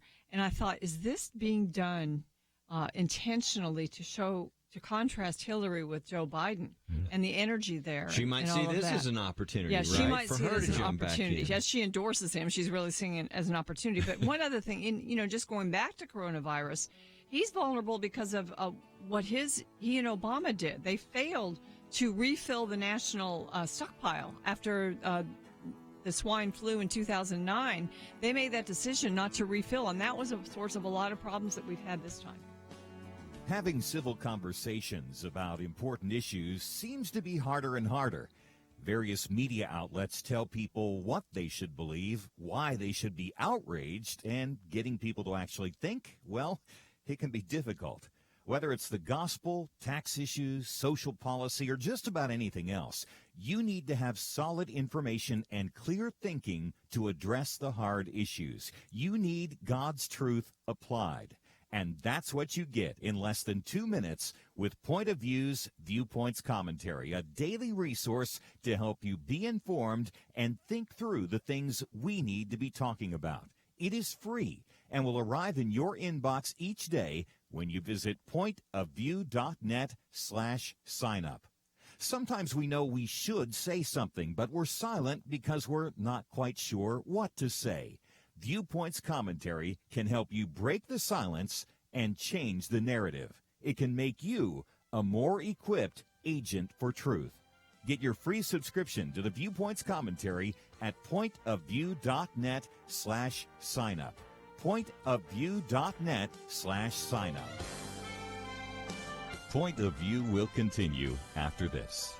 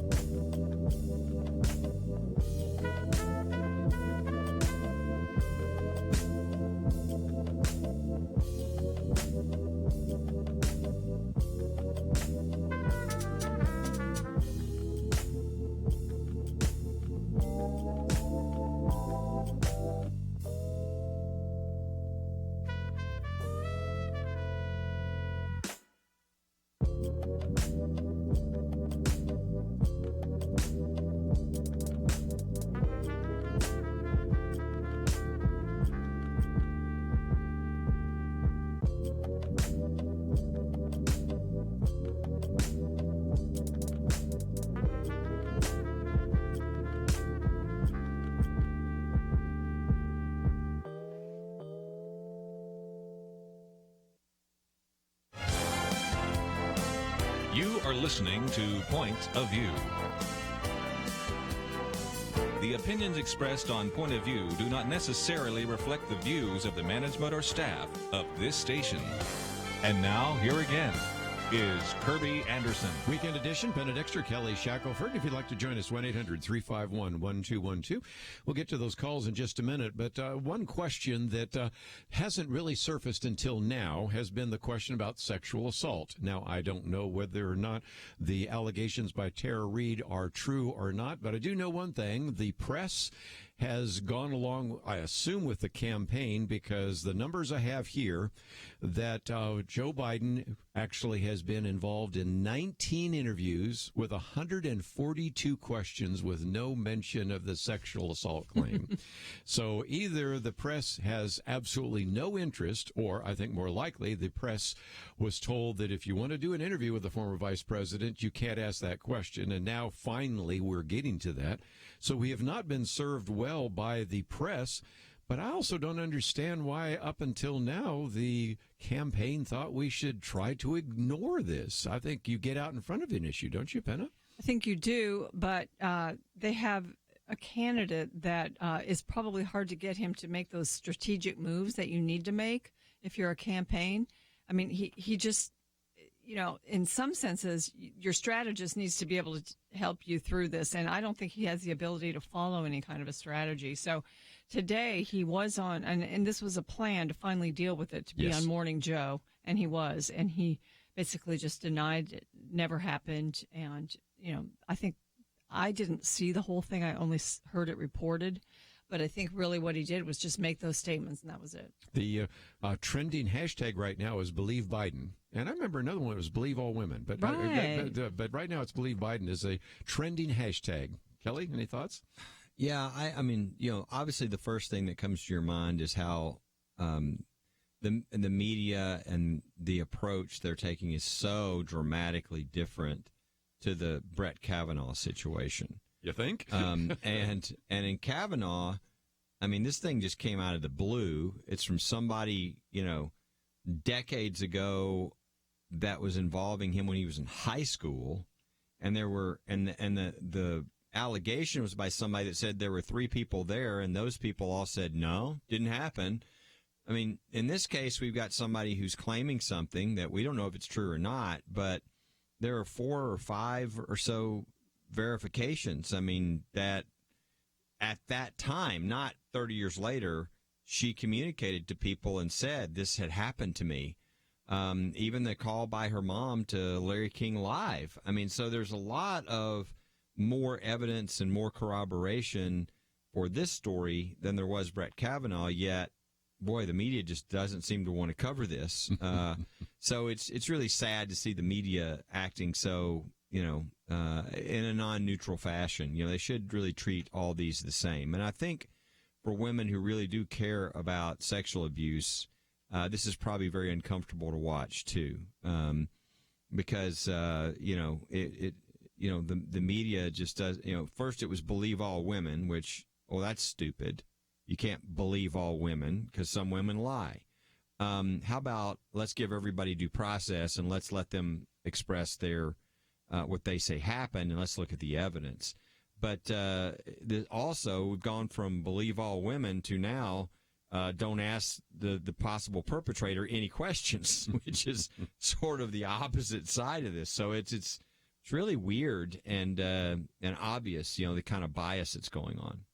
You know, the other issue that I put up is some people were saying, well, yes, but Brett Kavanaugh, that happened a while back, but this one happened a while back. And I said, well, there's another way to think about this. Subsequent behavior. You've known Brett, or now Justice Kavanaugh, and I haven't seen him doing anything like hugging people inappropriately, sniffing their hair, getting into their personal space. So if indeed that happened, whether it did or not, back when he was in high school, I haven't seen any subsequent behavior that would reinforce that. Are we seeing any of that with the former vice president? Yeah, obviously so. Obviously that's been an issue where he had to be, during the campaign, he had to be told to stop. So yeah, again, it's one thing if something happened 30 years ago and somebody immediately told people about it. It's another thing if somebody says something happened and they first talked about it a few years ago because they were in a therapy session with their counselor and it came out. That's a lot harder evidentiary, to show that it actually happened than somebody who would have communicated this to 3 or 4 or 5 people, including their own mother, way back when it happened. That's obviously more. It's still a he said, she said to some point, right? Sure. But that's a lot more corroboration back at the time than you had in the Brett Kavanaugh situation. So if nothing else, double standard and maybe, again, media bias by omission by not talking about it in the first place. Well, I think that's what they've been trying to do. They've been trying to stonewall it. And then all the female politicians, like Nancy Pelosi, for instance, that have known him for a long time, have endorsed him. Amy Klobuchar endorsed him. Elizabeth Warren, she endorsed him, I think. Anyway, the ones that have known him and have been in the Senate with him and worked with him have endorsed him, and they basically just try to get by with talking about this is the Joe Biden I know, and Joe Biden is a good person and all of that. And I think one thing he might try to do is, or his campaign might try to do, is just to kind of turn it toward the idea that, yes, he is kind of a huggy person, and this is who he is, and there's a lot of people like that, and it wasn't anything beyond that. Yeah, and I can see them trying to do that. You want to get away from it and say, just look at the issues, because this is one thing that, while we're talking about Joe Biden for a minute, I've seen him take more liberal stances in the last couple of months than in his entire political career. And since some of us around the table are old and remember the younger Joe Biden, I mean, for the longest time, he agreed with the Hyde Amendment. For the longest time, there were various issues that made him only sound a little bit like a conservative. And all of a sudden, of course, when he had to run against Bernie Sanders, he's taking on issues that I never would have attributed to Joe Biden. And if indeed those end up in the platform, and that's back to the article we've posted here, if a quarter of the Bernie Sanders supporters are not even supporting Joe Biden, they're going to be helping write in that platform. And it could be the most radical platform in the history of the Democratic Party, couldn't it? Well, to get when he got the endorsement of Bernie Sanders, I think he was trying to signal to his supporters that there was going to be a lot of Bernie Sanders leftism in the platform. Wow. And so he was trying to do that. And even so, nearly 25% of his supporters refused to back Biden, as was mentioned in the article. Another thing that back during, I think it was during the Obama administration when he was VP, the Secretary of Defense Gates said that he was wrong on every foreign policy matter that he'd ever dealt with. So he's been, even though he's been on the Senate Foreign Relations Committee, he's been wrong on foreign policy. So that's not a strong point for him. Yeah, it's. I just think it's going to be difficult for women who this is an important issue to them to see him as the standard bearer. I also think it's a little dangerous for the women who are auditioning to be his vice presidential running mate. I thought the Hillary Clinton endorsement was particularly discomforting. I mean, it's a good word. Yes. Here's the person who sort of stood in as Bill Clinton obviously engaged in a lot of sexual abuse, and she kind of protected him. And then for her to kind of come in and say, oh, I'm standing with Joe Biden, I mean, it really kind of brought the Clinton baggage onto him a little bit and made that old connection. So I thought that timing was probably, if they were a little wiser, I think they would have done this at a different time than right now. And then the big issue for Hillary Clinton and Joe Biden was abortion, And if there's one thing that this coronavirus pandemic has shown, it's what is really important to Planned Parenthood. They've closed down their offices, but they kept the abortion clinics open. And that's going to be something that's going to be in the platform, too. And, Kelly, maybe after we come back from the break, two things. Number one, I wanted to have people listen to Penna Dexter's commentary on No Spectators, but you actually sat on a platform committee for the National Republican Party, And for some of our newer listeners, you got to talk about how you would do something and then somebody would go behind the curtain and then they come back again, because I want people to understand that there are incredible pressures.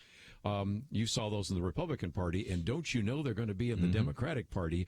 And that's why that platform, I think, is going to be more liberal and more progressive than ever before. And so people not only should pay attention to what Joe Biden says, but what Joe Biden agrees to in a party platform. And so we'll talk about some of that as well. But let me encourage you, if you have not done so, to look at Penna Dexter's commentary today, No Spectators. If you're listening online, you'll have a chance to hear it. And when we come back, we'll talk about that and talk about how some of these platforms are put together. It is a good example of seeing how the sausage is made. So anyway, we'll take a break. We'll be back with more right after this.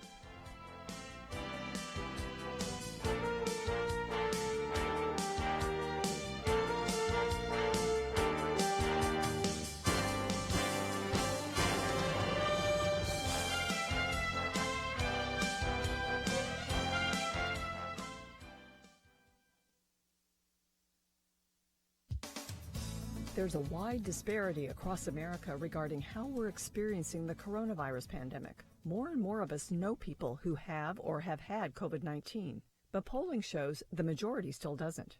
A recent NBC News Wall Street Journal poll found that 59% of Americans don't know a soul who has contracted the virus, yet every one of us is affected by it. Some Americans' lives have been upended, others terribly inconvenienced due to the policies our leaders have put in place to stop the spread of the virus.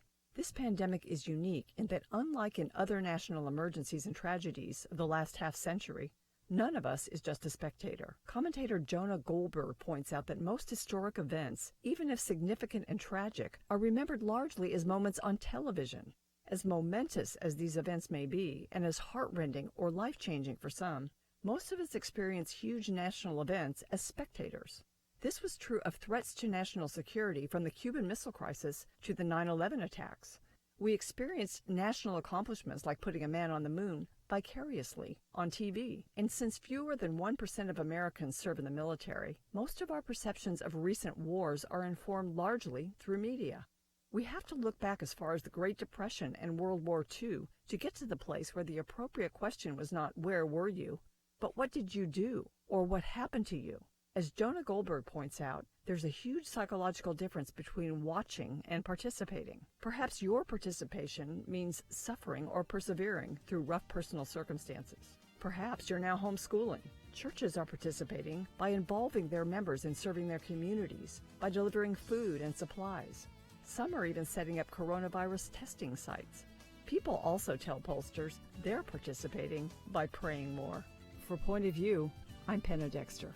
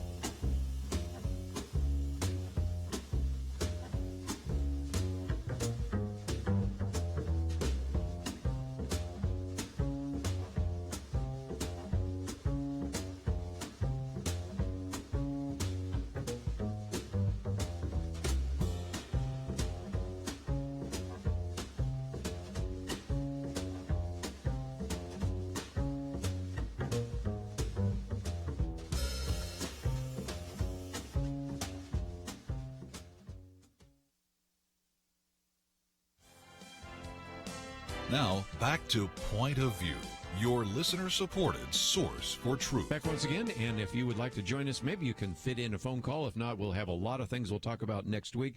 We didn't really get into Michael Flynn. We did talk about Joe Biden. We'll get into some other issues, and that will be obviously covered next week. We have Eric Metaxas and Gary Bauer, and the list goes on and on. I'll give those in just a minute. But those of you that have been listening online or certainly have downloaded the commentary, the Viewpoints commentaries by Penna Dexter called No Spectators. And one of the most interesting statistics leaks out of that, and there's some great material, is that a poll found that still 59% of Americans, when that poll was taken, did not know anyone who contracted the coronavirus. The poll was taken a little over a week ago. It was an NBC News Wall Street Journal poll. A couple of weeks before that, that number was 70% of Americans didn't know anyone who'd contracted the virus, which, you know, I guess the listeners can just think about that and do they know anyone? But we're all affected by it. And that is the point I was making. No one is a spectator in this crisis. Everyone is affected by it. Unlike so many other crises, because even if you don't know anyone, your life has been changed dramatically. You've had trips canceled. Your business may be closed. You can't freely move around the society, although now we're opening up. Some people are terribly inconvenienced. Other people have lost their livelihoods. So everyone's affected. And in other national emergencies that we've had in the last half century, it's been different. Most of us are spectators. We're watching it on TV, and we're not, even with 9/11, I mean, yes, it affected all of us emotionally, and it affected our travel later as we changed policies. But it didn't really, most of us were just keeping up with the news of it. And, you know, even when it first happened, you saw the pictures of what happened. So that one, and just other historic events in the last 50 years have been moments on television. You have to go way back to the Great Depression and World War II to really have lots and lots of the population be directly affected. So, you know, the question to ask is, how are you participating? And Jonah Goldberg, who's a columnist and writer, says there's a huge psychological difference between watching and participating. And, you know, the suffering and participating is part of your, the suffering and persevering through it is part of participation. Homeschooling is part of participation. A lot of people are doing that. Right. And churches, I know my church is starting to teach about other pandemics that happened, even going back to the early church, and how Christians participated, how Christians actually helped other people sometimes to the loss of their own life, helping others. And, you know, now churches are serving their communities. They're delivering food. They're delivering supplies. They're becoming places where people can come and get those. Some of them are even testing sites.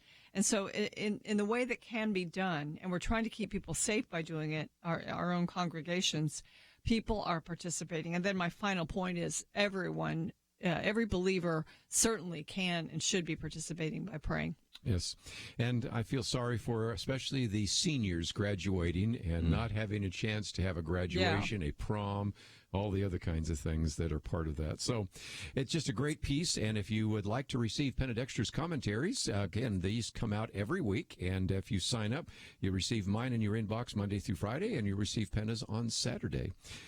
Kelly, just before we run out of time, let's see if we can help people understand how a platform comes together, because I keep making this statement, but I think I'm going to be accurate on this one, that this new platform coming from the Democratic Party may be the most liberal, progressive, radical platform we've ever seen before. Yeah, they've gotten very different, the two party platforms. They've gotten more and more really dramatically, different from one another if you look at them, because the more of the base, the very conservative or the very liberal, under both parties have kind of gotten in control of that. I've been on two national platform committees, and the way it used to work is that on the Republican side at least, and it's probably the Democratic side too, is that the candidate really had a lot of control, because the candidate was worried about what the platform would say, and then whether that candidate would be asked questions about that where they disagree. So the way it would work back then is they would bring you all in and wine you and dine you, and then give you a copy of the draft platform the night before, and then you're supposed to start the next morning. And then you go through committees, and then you go through a platform. And a lot of the people who get there, depends on the party and the requirements. It's state by state. But back then, most of the people who were on that platform committee were there because some governor or some person appointed them. Now, I came from Texas, where you were elected by the grassroots. And so, what would happen is I would get into a committee, and we would try to change something to make it more right with the principles. And what would happen is you would see all these people running around in the background, and the next thing you know, people on the committee would be handed a phone, and it's like the governor of their state was telling them, you do this on this vote, and it was very difficult to get things changed. And so actually at the time, Phyllis Schlafly was very involved, and we would get together that night after that first platform is given, and we would go through all night the things that we were going to change. We would have our own copies made and everything, so they couldn't have time to get this through the bureaucracy, and we would start pushing things and just shocking them with what we were getting changed and moved, because people were actually going with the right principles. And so it was a real war, and we would have to negotiate. I'd have to say, okay, well, this is on C-SPAN, and I'm about to embarrass you in front of the entire country, or you will at least move this far. But that was about all you could do. Yeah. But what happened over time is now, on the Republican side, is the grassroots really does more have control. Plus, in this case, the Trump administration, they don't want to sort of force the grassroots to not have a solid platform. They want the grassroots to be happy. And I think the same thing has happened a lot more on the Democratic side. So I think you're going to see much more highly potent, high-octane platforms. I think and on the Democratic side especially, they're undergoing their own little war between, very extreme liberals and people who want to be more moderate liberals on the Democrat side. And that's, the Bernie Sanders versus the Joe Biden.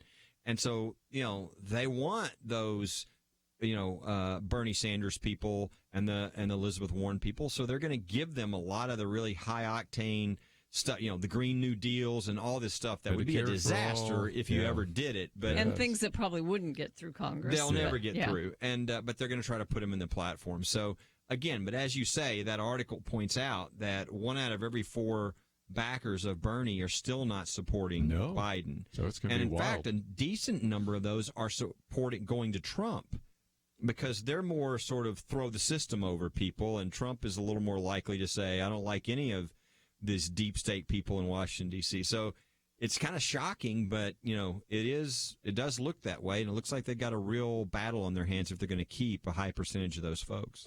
Let me encourage you to go to First Liberty, and let me also encourage you to support them, because they, as well as a lot of other nonprofits, as you well know, Kelly, you haven't had any fundraising events here, and so I would encourage people to support you and to support the various ministries, including your local church. Thank you, and I would encourage people, as far as church goes, go to the website and make sure you get the information on your church reopening, because that's very important, and we hope we don't have to file a bunch more lawsuits, but we're ready to do so, and we've got to make sure that the church reopens in a safe way, but reopens, and we don't have the new normal be something that's less freedoms for our churches. Penna, thank you for your column, and thanks for joining us today. Thank you for having me. Might just mention next week we have Josh McDowell, Ron Rhodes, Eric Metaxas, Gary Bauer, Mark Hitchcock. Those are just a few, so it's going to be a good week. And next week, by the way, is Giving Tuesday, so I encourage you to give to Kelly Shackelford. And when we have Gary Bauer on, we're going to turn it around on him. We're going to tell everybody that we're going to give to Probe and Point of View to give to Gary Bauer instead. So that'll be something we'll be doing next week. Well, have a great weekend. We'll see you back here on Monday right here on Point of View. We live in a digital generation. Point of View is reaching this often overly plugged-in generation with truth. You can keep up with us 24 hours a day using your phone, your tablet, your laptop, or your desktop.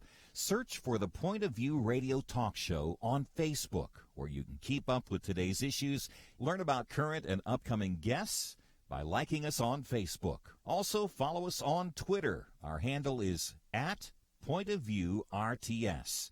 That stands for Point of View Radio Talk Show. Learn, interact, make a difference with Point of View using new media. And here's one way you can make a big difference. Help us increase our reach by spreading the word among your friends. Share a Facebook post. Tag us in a tweet. With enough joining us to plant seeds, we'll see a tremendous harvest. Come on, it only takes a minute.